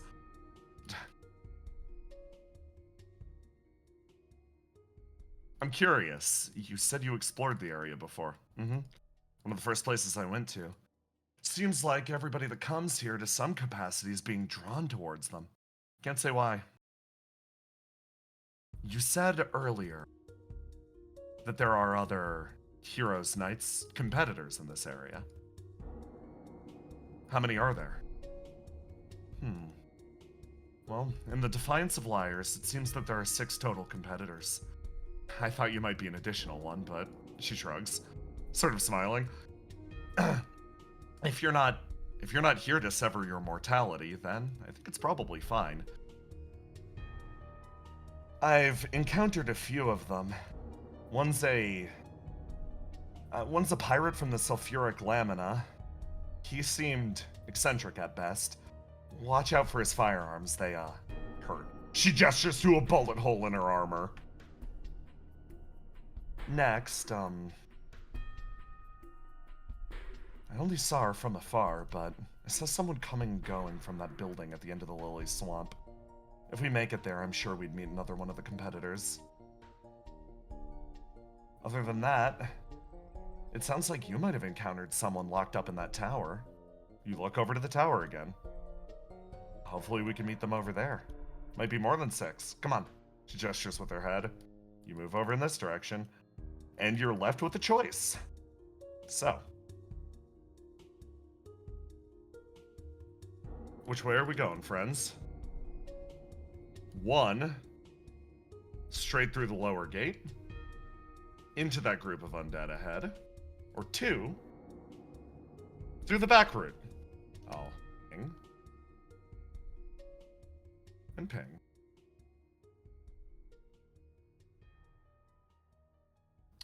This is a quick decision.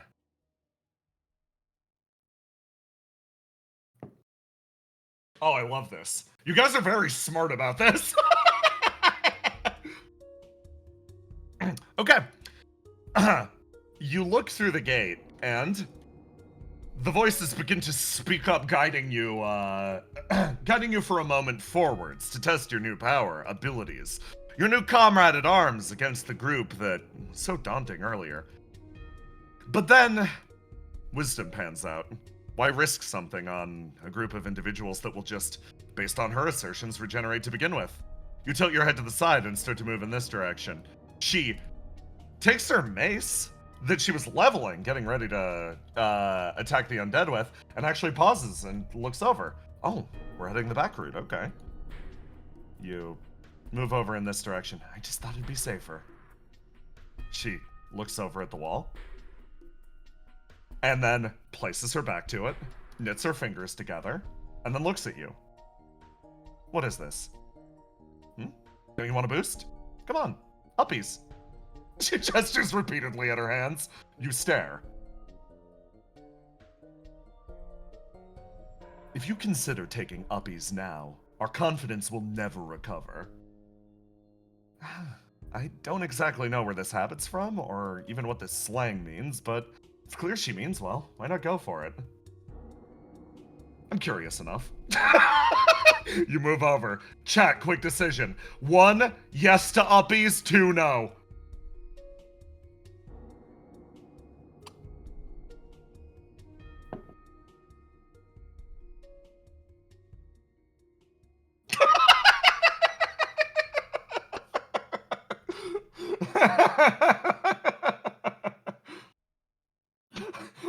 Okay, I see. You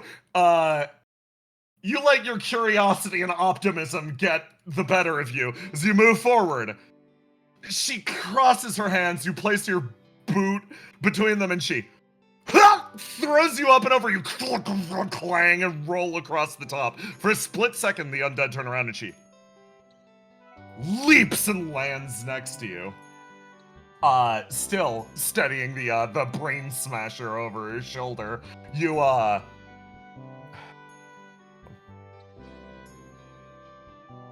let's at least try to roll to do, to not utterly embarrass ourselves on impact. You hit the ground and barely steady yourself. It's not graceful, but you also don't utterly eat shit. Alright, that is more than adequate. She starts to walk, and you start to move over next to her as you approach the door. And as you stare, you don't see anyone on the inside. This is where your guy was, right? Yes. This is where the individual who tasked us with stealing the key from you was. Stealing? You move over. Okay. Why do they need to steal it? I'm totally willing to just come back and unlock the place. She unlocks the door. Click. It opens. And you see the interior of a tower stretching out before you. Trap door in the floor. Hey, this guy. What did he look like exactly? He had a mask that was perpetually locked in a smile.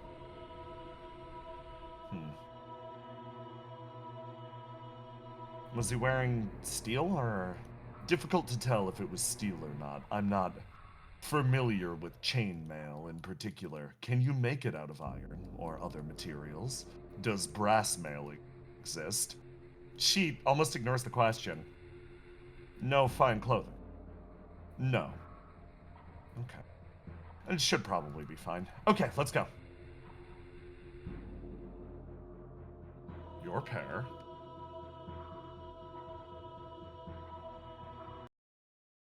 Travels from Zone 1 to Zone 2. Without fighting the boss.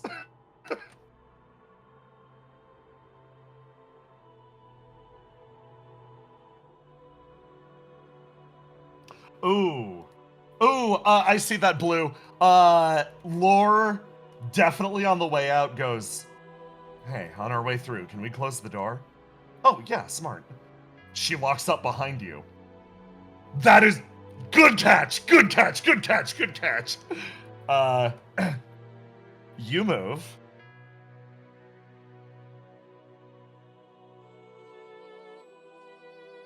Into what appears to be a small base.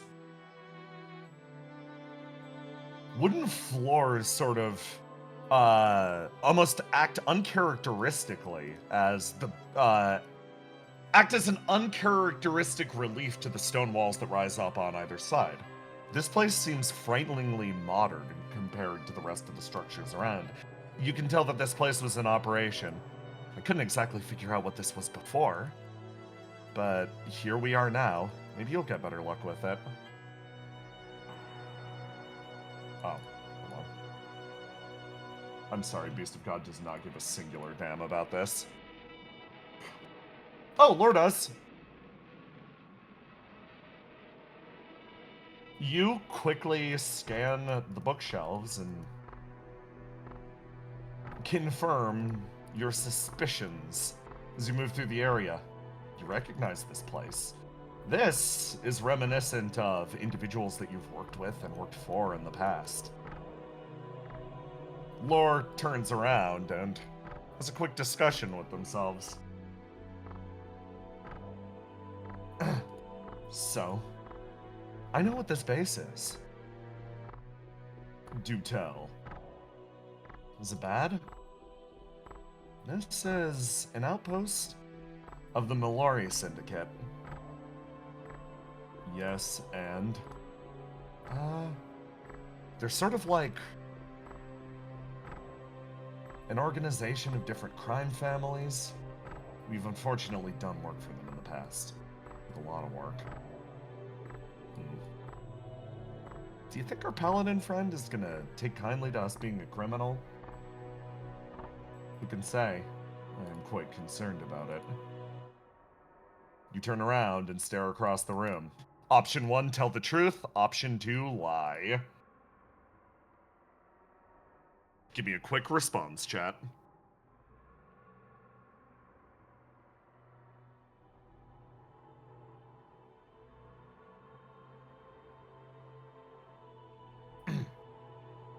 One, okay. You're being incredibly forthcoming about this.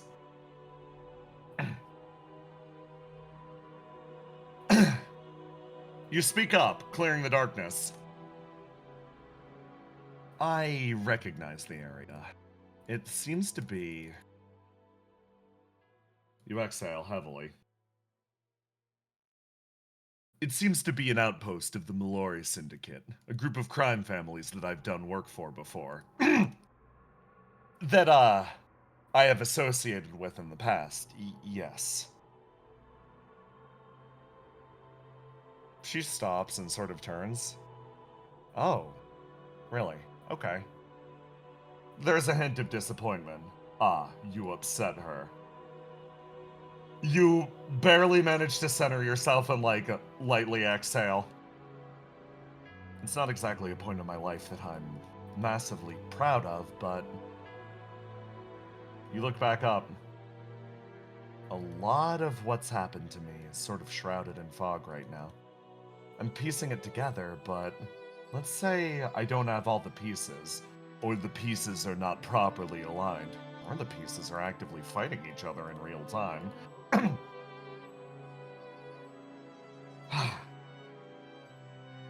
Long story short, if there's one of them here, there's more than one of them. Based on an encounter earlier, I remembered some of my earlier training. If the Malori are here, we need to keep an eye out for not only them, but we need to be looking for living human assassins. Do you have any reason why someone would have a bounty on your head? Oh my god, okay, Laura's just trying to be as, like, we're gonna be as cool to this lady as possible. We're not gonna lie. We are criminals. She is kind of a paladin, which is like a god cop. So we're gonna do this straight. Your roll to persuade for the crit 20, I'm just gonna give it to you.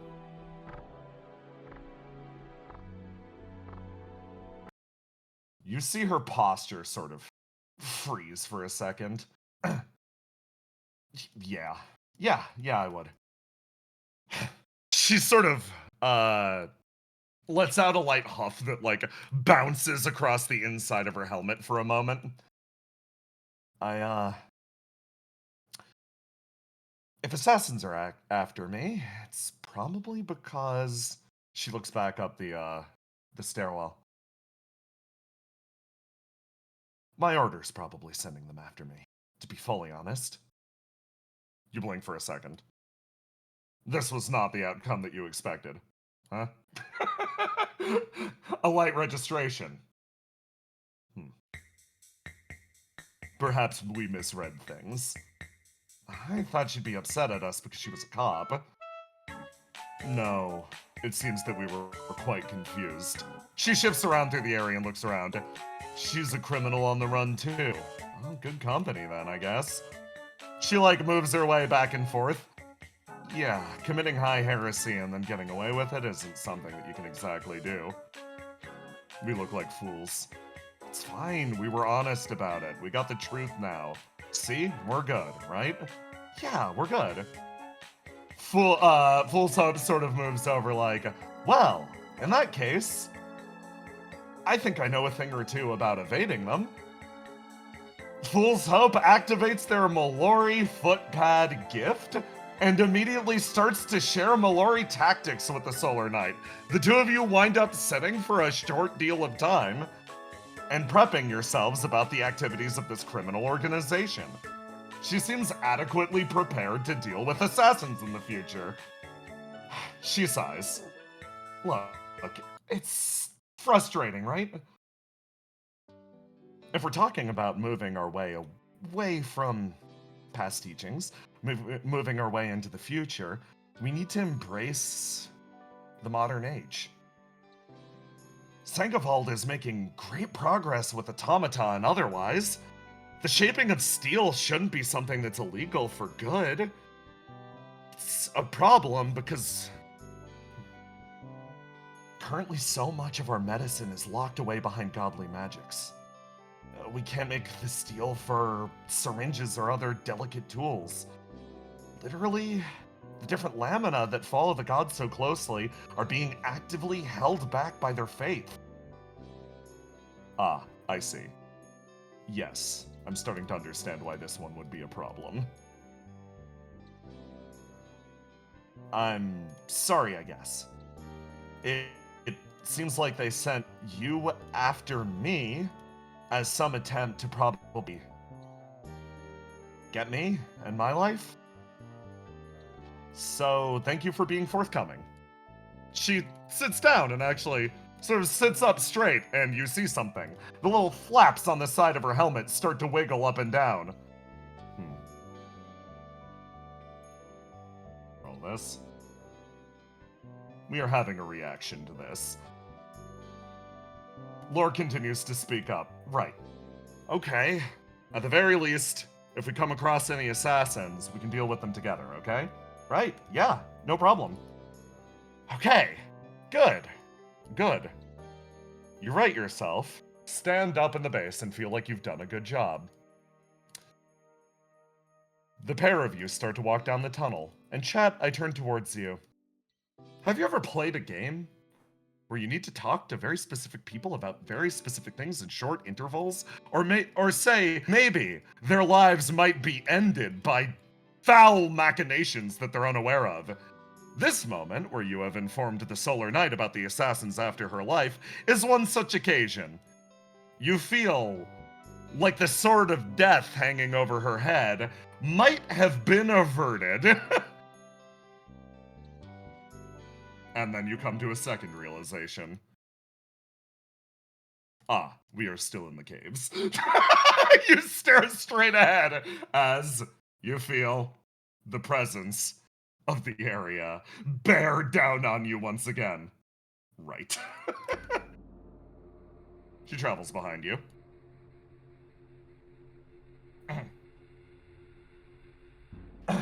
Okay. Well, I haven't poked around too much down here. But I did find a door down the big stone thing. Couldn't find a way to unlock it. You travel straight ahead. And find yourself at a three-way fork.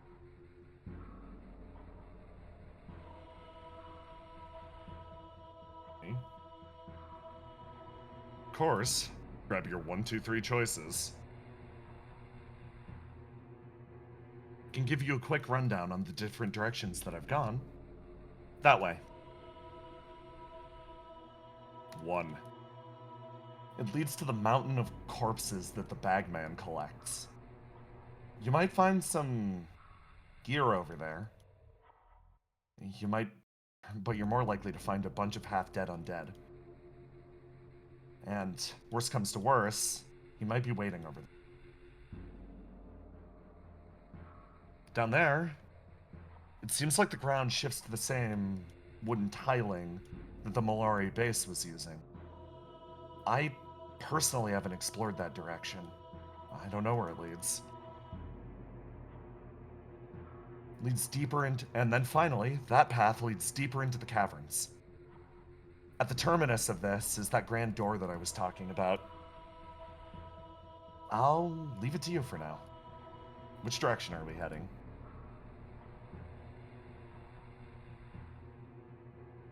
Give me your call, guys.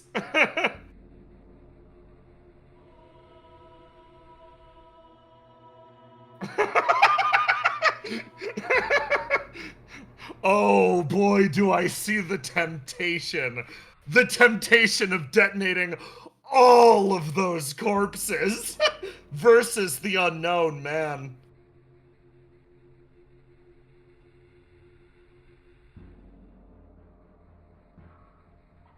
Okay.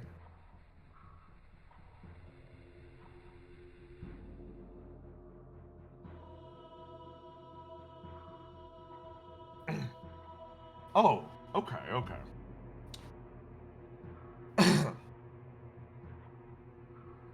Interesting.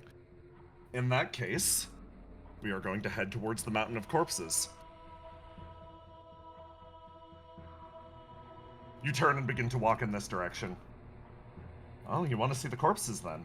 Okay. Just be careful. Make sure to not get grabbed by them. Get grabbed by the bagman. You see him, be so careful. Your concern is appreciated, yet unwarranted. Your funeral, not mine. She shrugs. As You move.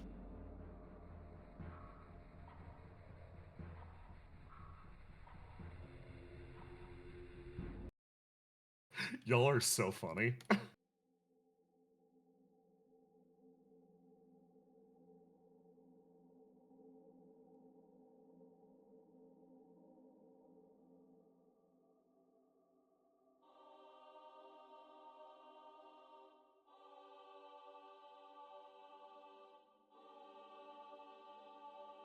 You move to a great gate that seems to connect one side of the Vignette township to the caverns that you just emerged from. Functionally speaking, you have now returned to the other end of Zone 1 from the other side. You walk up to the gate and slowly slide it open.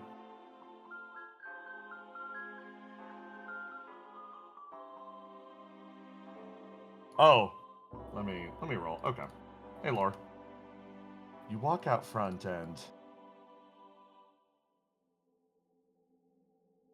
you see in the area around you,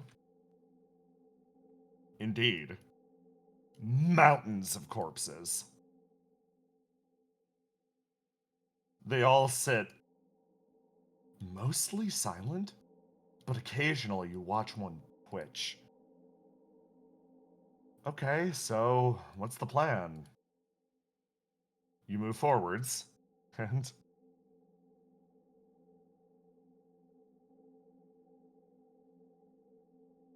I'm kind of hoping that we could maybe find something here.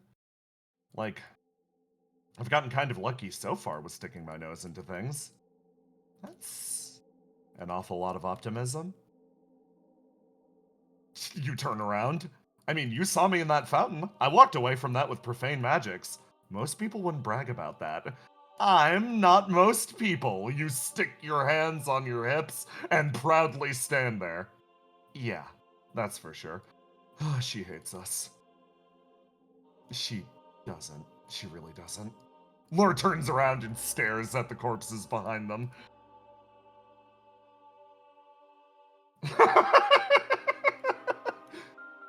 And you see... I'm gonna roll. Oh, boy.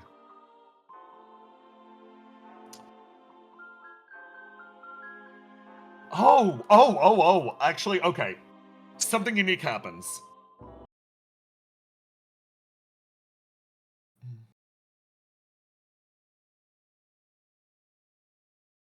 Boy. Okay.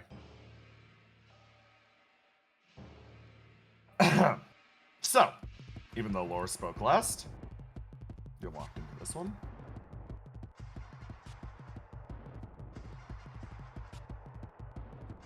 As you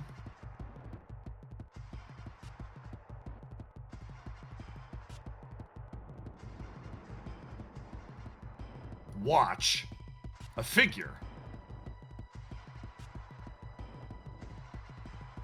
land on one of the, parapets of this gate and stand there. Large bag held in one of its arms. It flips the bag over, shakes it loose, and dumps yet another few corpses on the pile. Down here, you are locked into your footpad class and will gain a 2d6 bonus on this action. Thank God you needed to beat the 15. You quickly take to the shadows and hide. The Solar Knight is just going to back the fuck off. You watch as, presumably, what is the Bagman stands there. You have some options right now, guys. Time to list them out. Each of your attributes has a plan. First, Fool's Hope is going to speak up. I think we should remain hidden and just let it do what it's going to do. Lore has a plan. as we are right now, I don't think we can take that thing. However, with the help of the Solar Knight, we might actually be able to hurt it. At the very least, we need to search through these bodies. We shouldn't just piece. Then finally, Beast of God, look at how much fresh kindling is gathered around its feet. Make the tower crumble and fall on top of it. So, here are your options. I'm gonna give you slightly longer on this choice. I will, again, align them, 1, 2, and 3. What are we doing? Running? Option 1. Hiding until it leaves? Option 2. Or blowing up the tower? Option 3.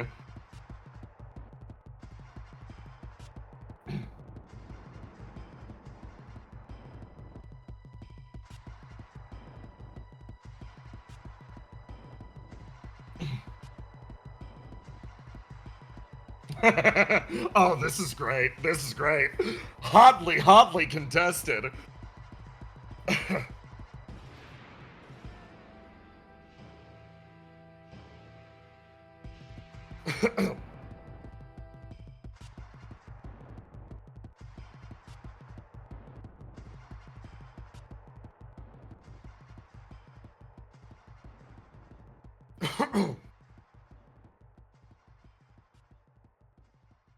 Okay, here we go.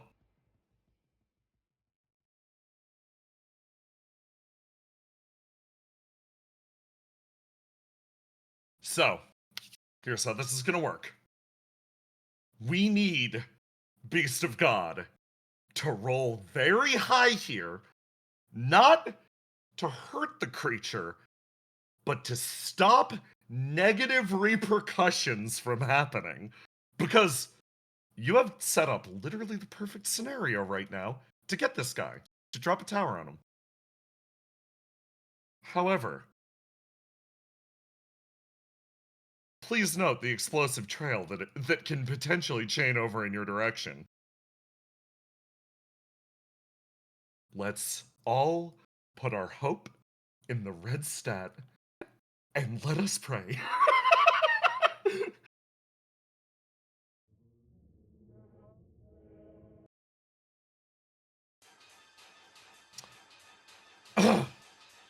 I'm going to drop, roll to die.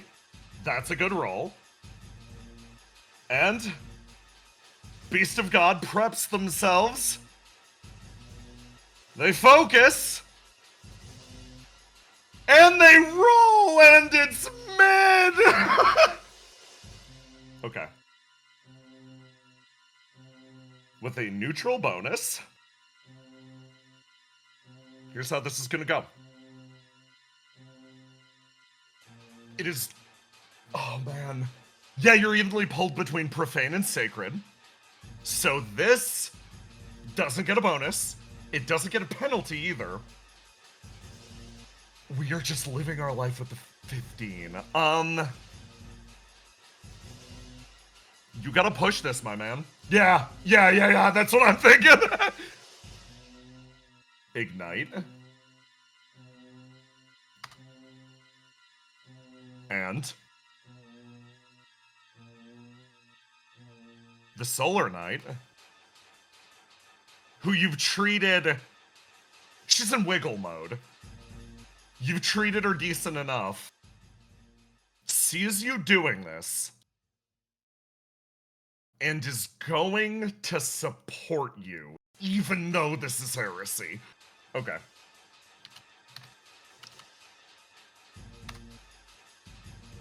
And it is exactly enough to bring you to 20. I love emergent narratives. So...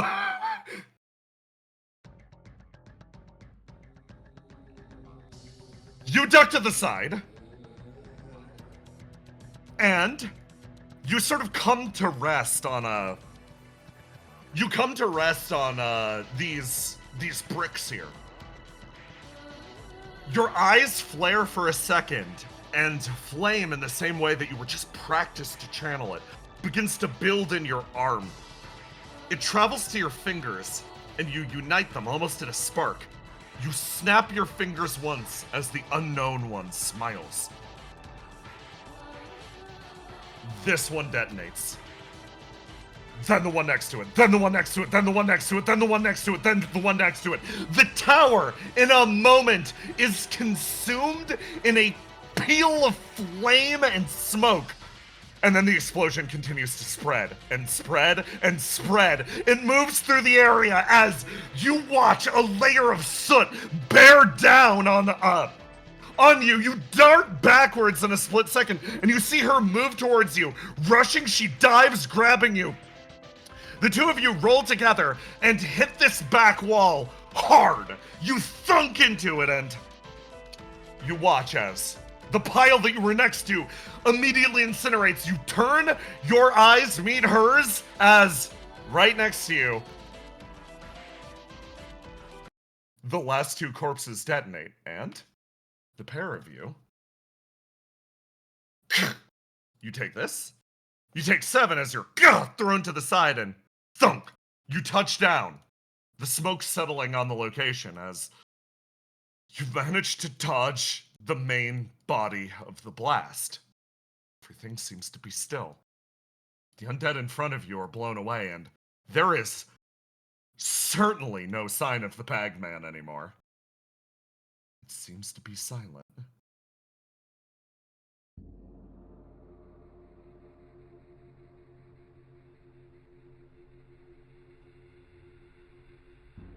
Oh, of course. You managed to pick yourself up. Thank you. You turn around. Genuinely appreciative of the effort. Yeah, no problem. She looks at the area in front of you as almost a smoking wreck. Every corpse here has been reduced to nothing but ash. It's a destructive power you have. You examine the area in front, and it seems like this place has been cleared away. For a moment. Anything they had is probably gone now. Yes, but our opponent is also gone. I think I agree. Let's look around at whatever it was guarding. You start to cross the area. And as you do, normally the door that is locked from this side just took, the functional equivalent of, probably something around this.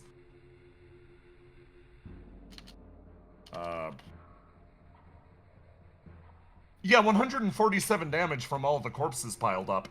This gate has been pulverized. You start to make your way over as it's been blown off of its hinges. And you enter into this area. You see the being that was once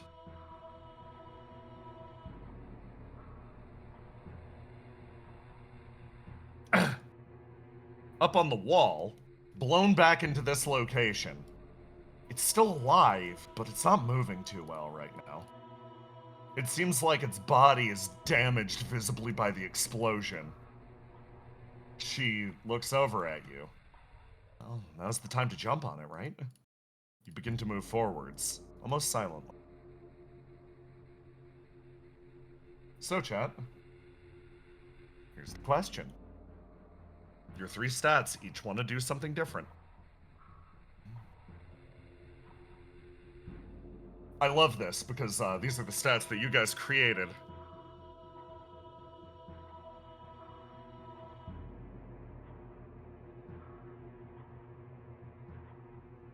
Option 1, 2, and 3. Option 1. You go red. I killed this thing now while you have the chance. Make sure it cannot get back up. This is a demon from the Demon War. 2, this one. Get close, study it, let it do whatever it's going to do. Lore's perspective is, if we're engaged in a competition of some variety, we are removing a hazard from the field. Not only it is smart to leave it wounded, see what it has, take it, but leave it alive. To create problems for others. Finally, this one. What if we gave it the pure H2O and healed it, though? And the other two just stare at them like, what? Those are your options, 1, 2, or 3.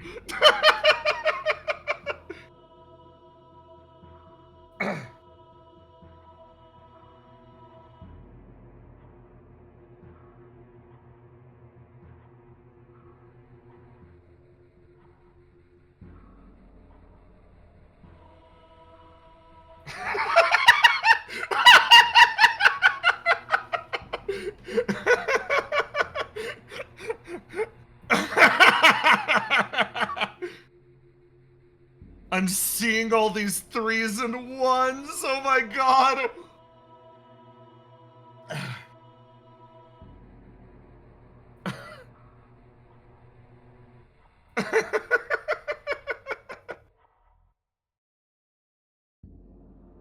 Guys, please. Is it coin time? It might be. Yeah, this is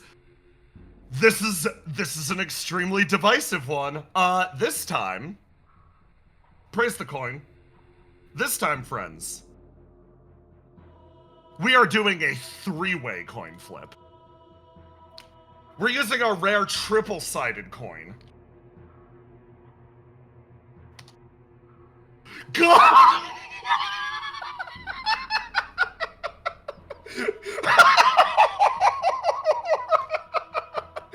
Praise the coin! Option 3!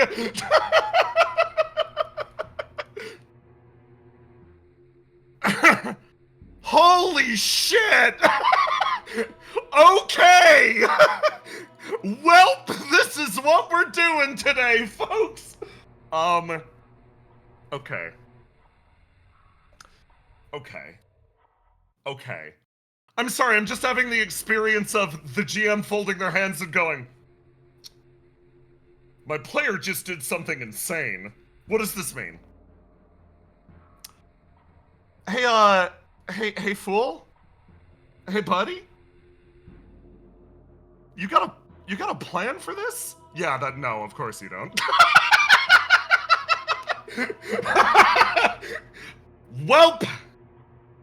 Honoring this sequence of events, a few things are going to happen very rapidly. This is great.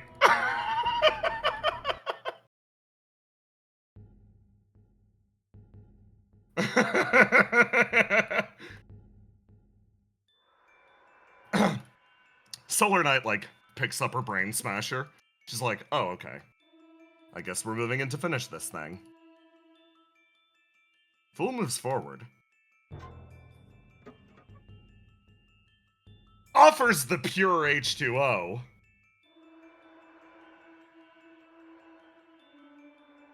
To the being in front of them. And it slowly reaches its hand up. Almost to take it. Seems to, actually. Pulls it back slightly. Take a step backwards. The Bagman takes its other, more humanoid arm, takes the vial of water, and actually opens. It sloshes it into that big, gaping maw. You feel very justified for a moment. You feel like everything is going according to plan. You made friends with the Solar Knight. Making friends with this being. That should be easy. Chat? I need you to make a decision extremely fast. It is, it's gonna use an ability. This one. The Bagman immediately rises to its feet. It skips using any of the abilities that would make this setup actually good, and is just going to immediately use Abduct. You jump your target. They must choose 1, 2, or 3 and flee in that direction. You choose 2 dead directions. If they guess either of the dead directions, immediately jump them and force them into your bag. Okay, here are your choices.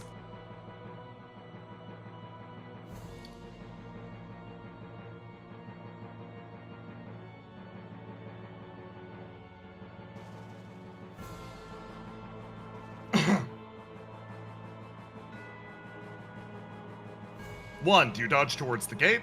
2, do you dodge back in the direction that you came from?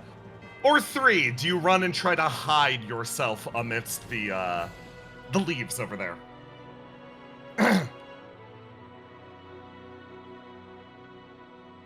So, which direction?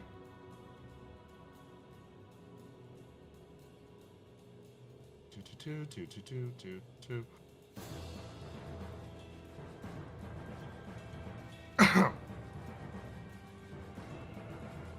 I'm seeing a lot of 2s. Okay. You dart backwards towards the Solar Knight, taking a few steps immediately. Heavy footfalls as you try to make your way over to her. And then the being leaps on you and immediately stuffs you into its sack. The world goes dark.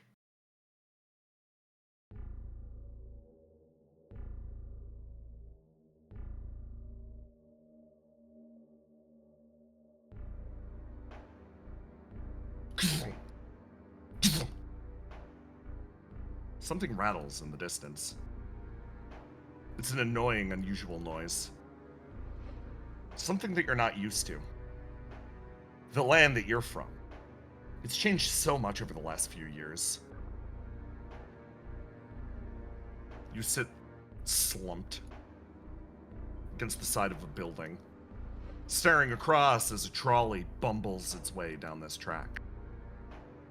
The world's changed. No longer such a need for knights. For people wrapped in steel.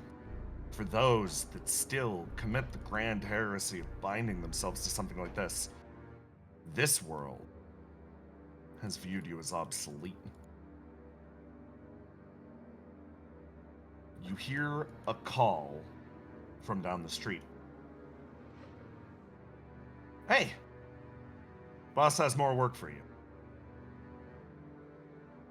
More work. For someone like you. The only thing you can do at this point. Draw yourself up. Start to walk your way down an alleyway.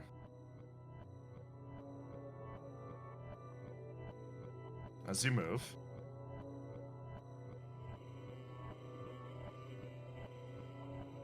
you slowly open the door, making your way inside.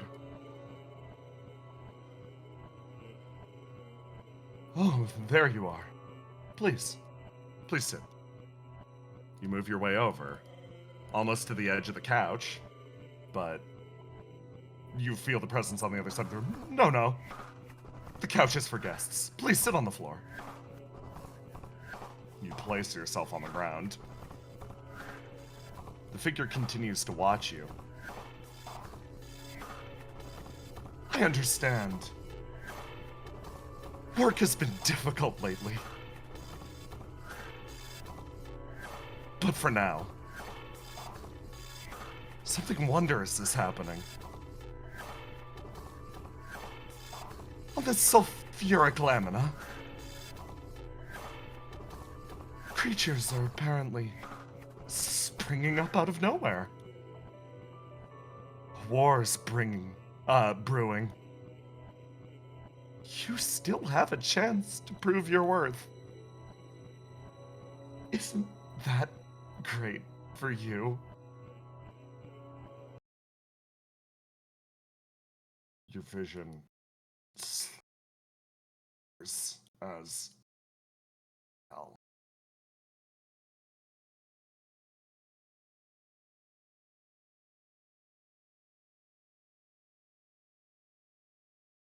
The hell are you? Slosh. Water almost drips from your armor. And you look up. You were dragged somewhere. You must have lost consciousness at some point. Where the hell are you now? So, chat, you destroyed the location that the bagman drags you to. So, you have been deposited somewhere random. Enjoy. Find your way out. I'm going to post.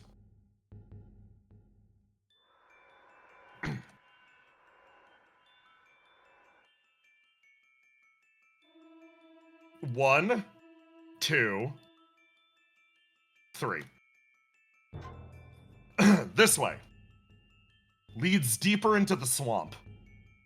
You can tell that traveling gets significantly more difficult over there. You almost feel the Solar Knight's advice resonate through your head. For people in full armor, moving in that direction is difficult. 2.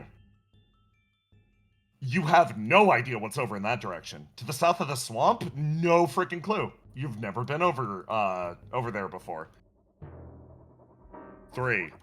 Literally scrounge through the swamp that you're in and pray you find anything.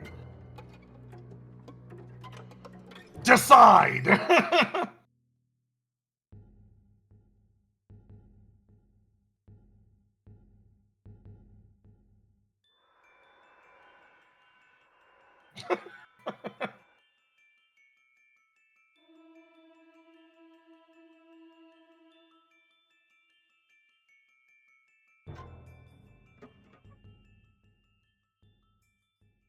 Okay. It's looking like you all have decided to loot the swamp around. We are going to roll for this. Oh, of course, Fool's Hope is like, okay, guys. I know you're probably kind of mad at me. Anger implies something. It implies expectation. In this case, you are performing exactly as anticipated. This was expected. I am not angry. I am disappointed. I'm a little angry, yeah. But don't worry, guys. I think I can pull it out. Pull what out? I mean, we had to have been dumped here for a reason. The bagman was clearly trying to show us something. Whatever it was moving randomly. We were likely discarded because the Solar Knight managed to puncture a hole in the bag. Analyze yourself before coming to conclusions. You look down. There are indeed bits of burlap stuck to your armor. It seems like the Solar Knight actually fought extremely hard to get you out of that bag. It seems like this was likely the fruits of her labor. You straighten yourself up. And you move over in the 3 direction. And exactly right here. Guys, I swear. Trust me. Why? Because I found something. You find a hole in the swamp. It is an area that extends down, and it looks like if you wanted to, you could easily slide down this passageway. There's no air, but that's not a problem to someone like you, right? If this kills us, if I follow your advice and I die here, come on. What do we have to lose? A long trek through the swamp or going down the mysterious swamp hole? Here's your decision. Swamp hole, yes? Swamp hole, no! Decide! It appears to be almost a sinkhole in the bottom of the swamp.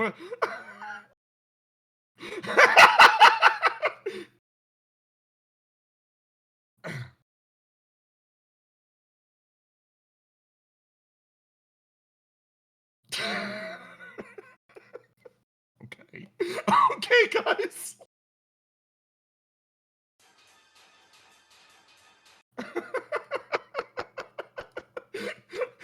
Let's fucking go!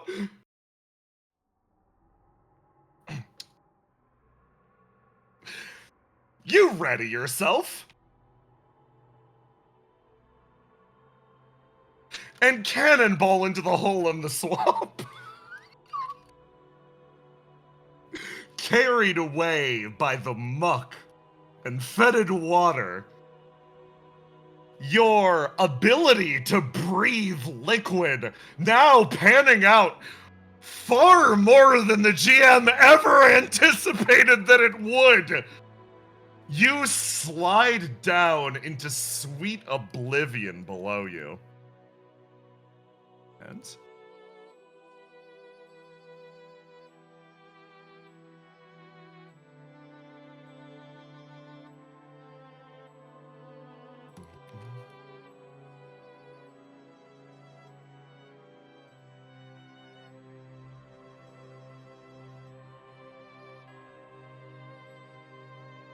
you move downwards and downwards. The muck eventually clearing, and with loud thunk, you hit bottom.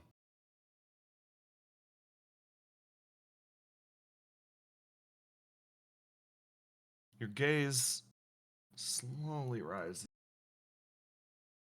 and looks to either side. The hell? There are buildings down here. You slowly pick yourself up. And seems like, you're definitely somewhere beneath Vignette. Judging by the architecture, these are buildings that almost match the time. Perhaps they were also consumed by the swamp. And what did I feel? 13. Okay. You see something.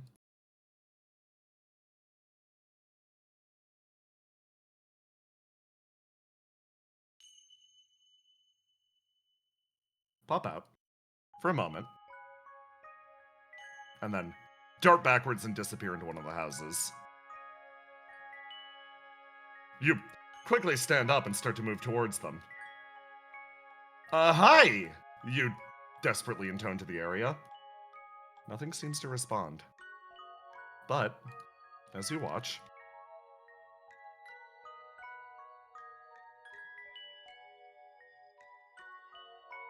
you see little bits of blue flame slowly licking away at the edges of the building.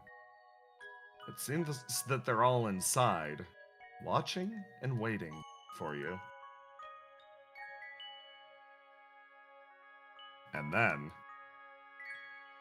a voice eventually chimes in.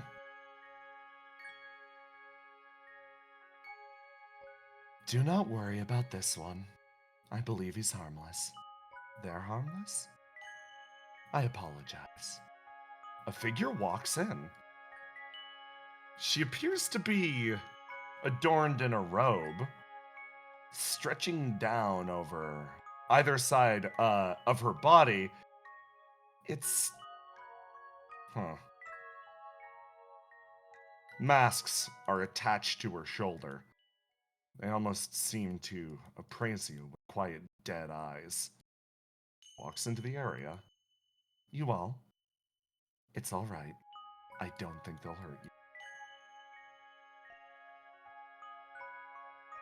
Slowly, the village around almost seems to come to life. Little flares and fragments of flame.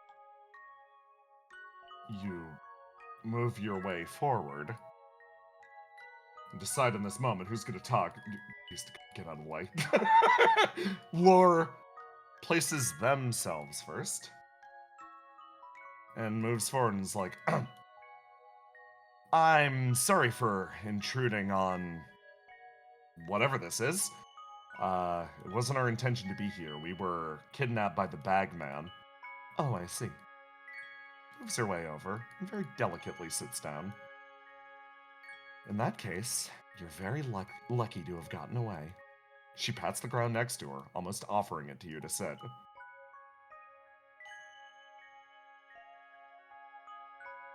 This one speaks first. Absolutely do not under any circumstances. You move over and sit down. God damn it. She quietly sits there and looks at you, looks at these, and simply waits. So, are you here? No, you aren't. Here for what? For a second, I believed you might be here for the defiance of liars. It seems that this is not the case. It's very fortunate for myself. Yeah, of course. You sort of shut your lip out, thinking about it for a moment. Have you seen like a paladin? Sort of Sangha-looking armor? Oh, the Solar Knight. We clashed earlier. Oh, do you know where she is? This person gestures with their head. If you head out that passageway, it'll connect to a hidden segment of the caverns. The only two entrances are there and... She looks back over at the hole you just climbed down. I suppose the less traditional one. If you want to find her, she's likely in that direction. Okay. Cool.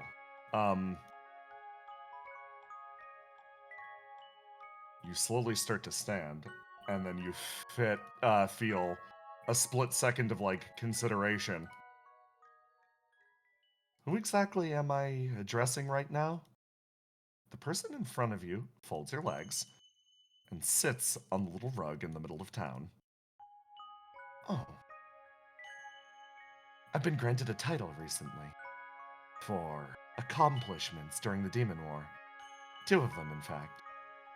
Normally I'd give you a name, but I suppose the rules of the land say that I should go by either of these. She clears her throat. I've been given the title 1,000 Lives Arisen, and the title Ringwall of the City of the Dead. This resonates with you for a moment. Our names are identical. How so? Titles. That actually rings a bell. You scratch the back of your head. Sometimes, when the gods wish to bestow a title on an individual, it surpasses even their true name. This becomes their identity. Meeting an individual that has a title, or even 2 of them. That's incredible. That's a rarity. The person in front of you is likely of no small amount of power. She, like, sort of smiles. If you want to return to your friend, you may. However, of course, you could stay here and listen a while. This place is rather interesting. Plus, I'd love to get to know more about you. You look at the entrance to this area, you look at her, and I leave you with a choice. Do you sit down next to her, or do you leave?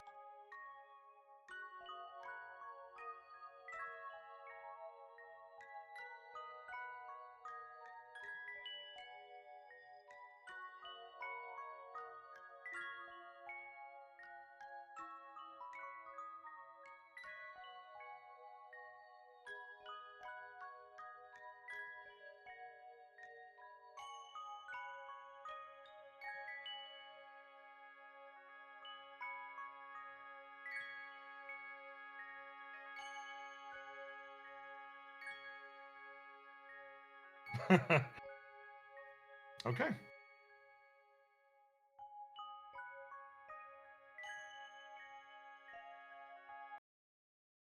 You push air through your cheeks. Genuinely, I wish I could stay. And in fact, I'd love to come back once I reunite with my friend, but for now, I think that's what I need to focus on. Almost disappointed, she, like, sort of shrugs. If that's your decision, very well.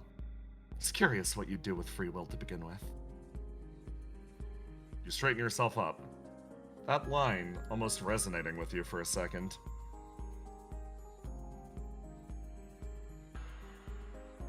Oh, fun. Free will? You sort of tilt your head. Something that I'm deeply curious about. So many of this land do not have the right or ability to choose for themselves what they do. The beings in this village, they've been severed from whatever curse holds this place. She holds out one hand. As a necromancer of no small talent, I have every interest in seeing what the dead do, unchained by the shackles of life. For those here, life was too heavy a yoke for them to carry. So instead, they now live their new existences here in a community of their own invention. Do not despoil the secrecy of this place. Do not tell others about them. Their existences, as your own, be considered unnatural. Your skin crawls for a moment. Something strange is happening. Something about the way she talks. Enjoy your new freedom. We all have our roles to play. The stage is inescapable. And yet you yourself have found a way to step free of it all. Do not give that up for any reason. Enjoy your freedom. Do not chain yourself down. You could borderline call it fated that the six that have gathered in this land will eventually kill each other until one remains. As the seventh, believe in the possibility that that holds as an errant number. She smiles. Again, it feels like she has high expectations of you, but you can't make heads or tails of what she's saying. Fuck yeah. If anyone wants to control me, they may try. My will is my own. She claps her hands together. Delightful to hear. Keep this place, then, in the back of your mind. Tell none other about it. You scratch the back of your head for a moment. All right. And then begin to travel in this direction. You stayed and you listened to her words for a moment. Something stood out to you. You can't shake it. What was it? Free will. Almost as if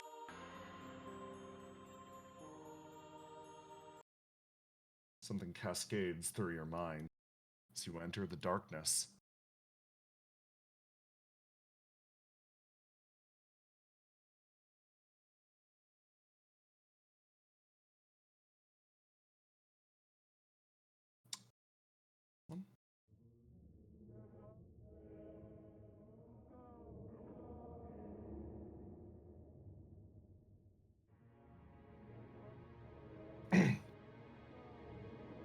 You find yourself sitting on that floor.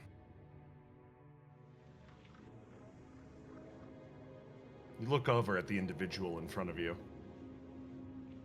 One of the many scattered heads of the Malari.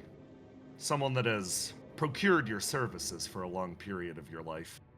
Not many people are willing to work with those that cloud themselves in shields of steel and iron. As such, in this new age, This is the only place for a knight to sit.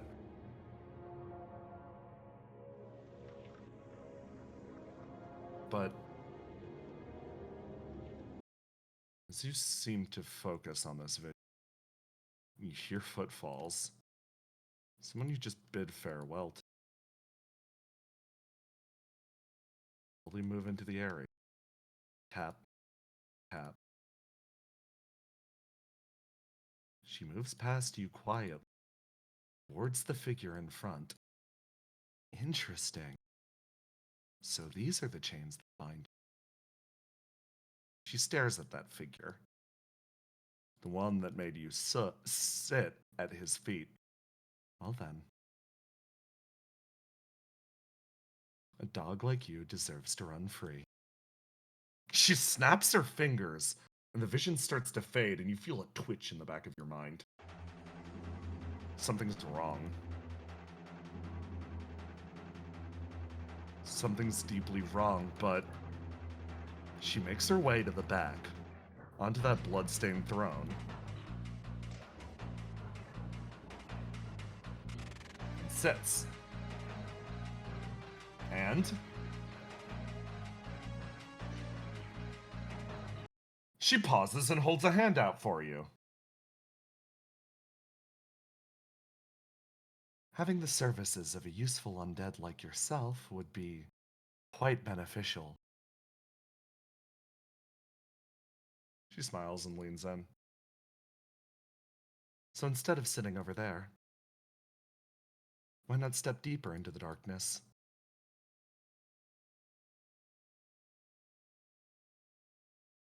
You slow stand up. Your head swimming. This one wants to move in. Takes a step forwards. Begins to move.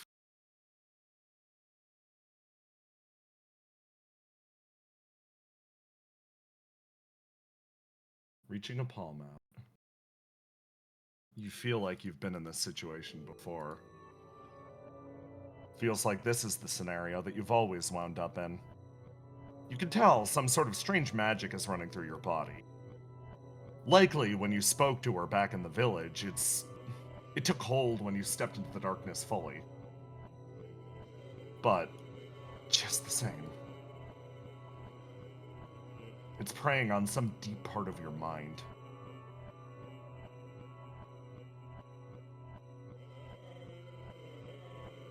You remember the old battlefields. The ones you grew up on. You jump from person to person. The ones willing to help. Not realizing that even in moments like this, help can be tainted. Reaching your hand out just the same, you slowly move in and...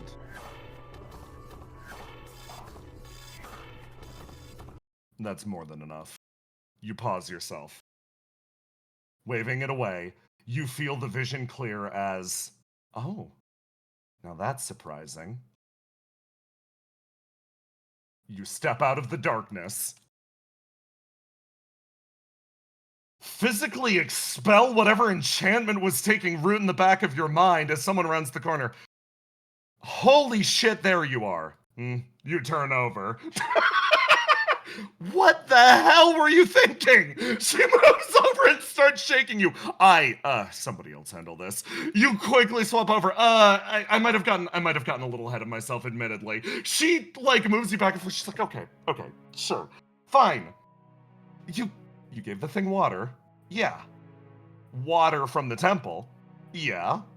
That didn't seem to do anything to it. It's still just as wounded as before. Yeah. It stuffed you in a bag. Yeah, I followed up to that point. I had to beat the hell out of the bag. I think I knocked you out. I only have a mallet. She gestures down to her mallet. Oh, you look down at the mallet. So it's still deathly wounded. Come on, let's go. She starts to drag you off in this direction. And for a moment, this one sort of rises to the surface as you're led down and away. You realize what's happening right now. You look down at the hand that you were outstretching just moments ago, now being dragged in this direction. You sort of like let out a light laugh. And, again.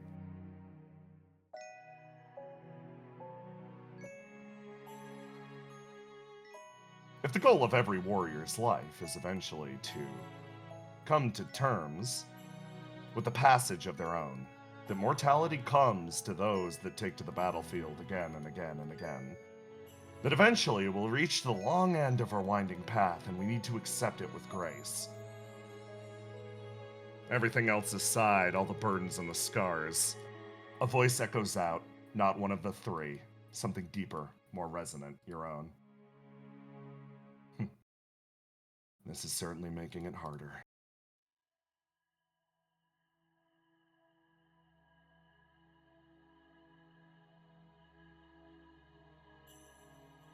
And for now, we come to an end.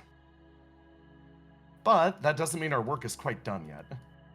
I hope the show up to this point has proven more than satisfactory, but I still have a few questions to prepare for the next time. The future of our dear knight. First of all, I want you all to prepare. Do you think our dear sweet knight deserves to come out of this alive?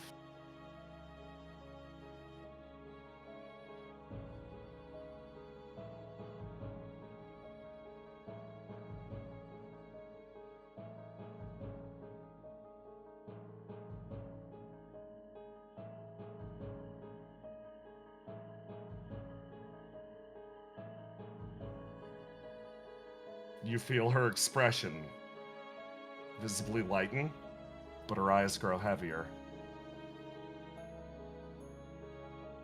So, we both wished for the impossible then. In that case, we'll need to try far, far harder than the hand that fate has dealt us. In that case, let's work together.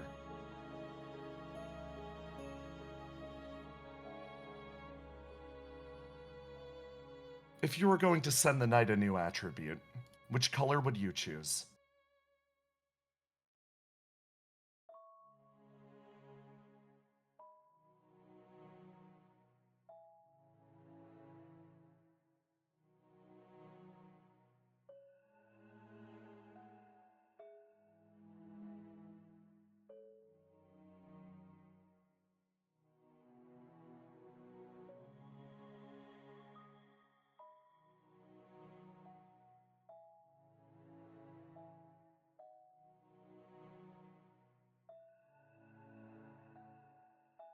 Excellent. In that case, we will begin next time by granting them a purple attribute. Finally, and this is most important to me,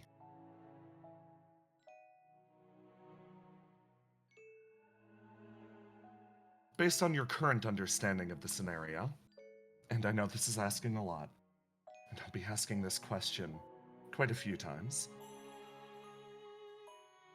what do you think our knight needs most now?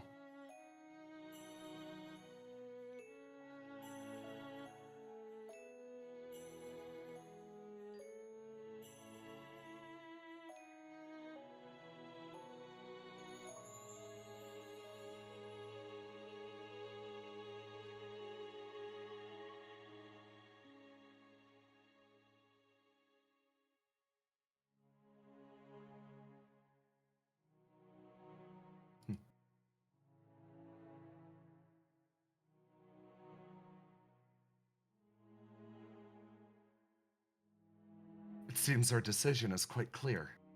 All right, on that front, we can hope that they get that. It seems more likely now than ever.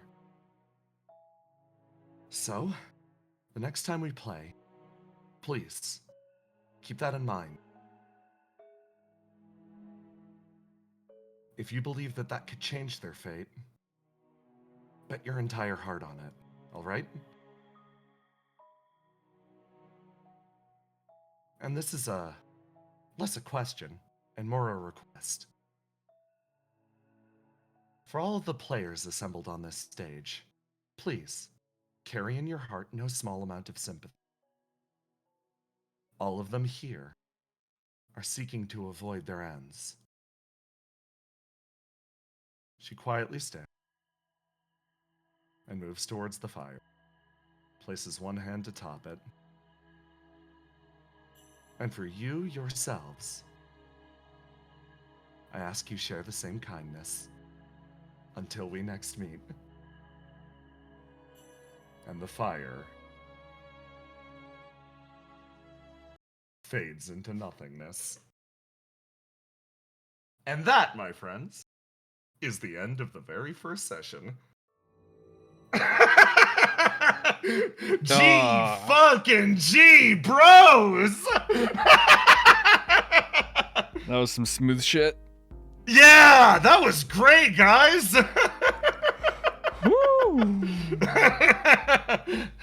God, good shit. Sick. Good stuff. That was fucking awesome. Guys, good session. Thank you for the killer prompts. Holy shit.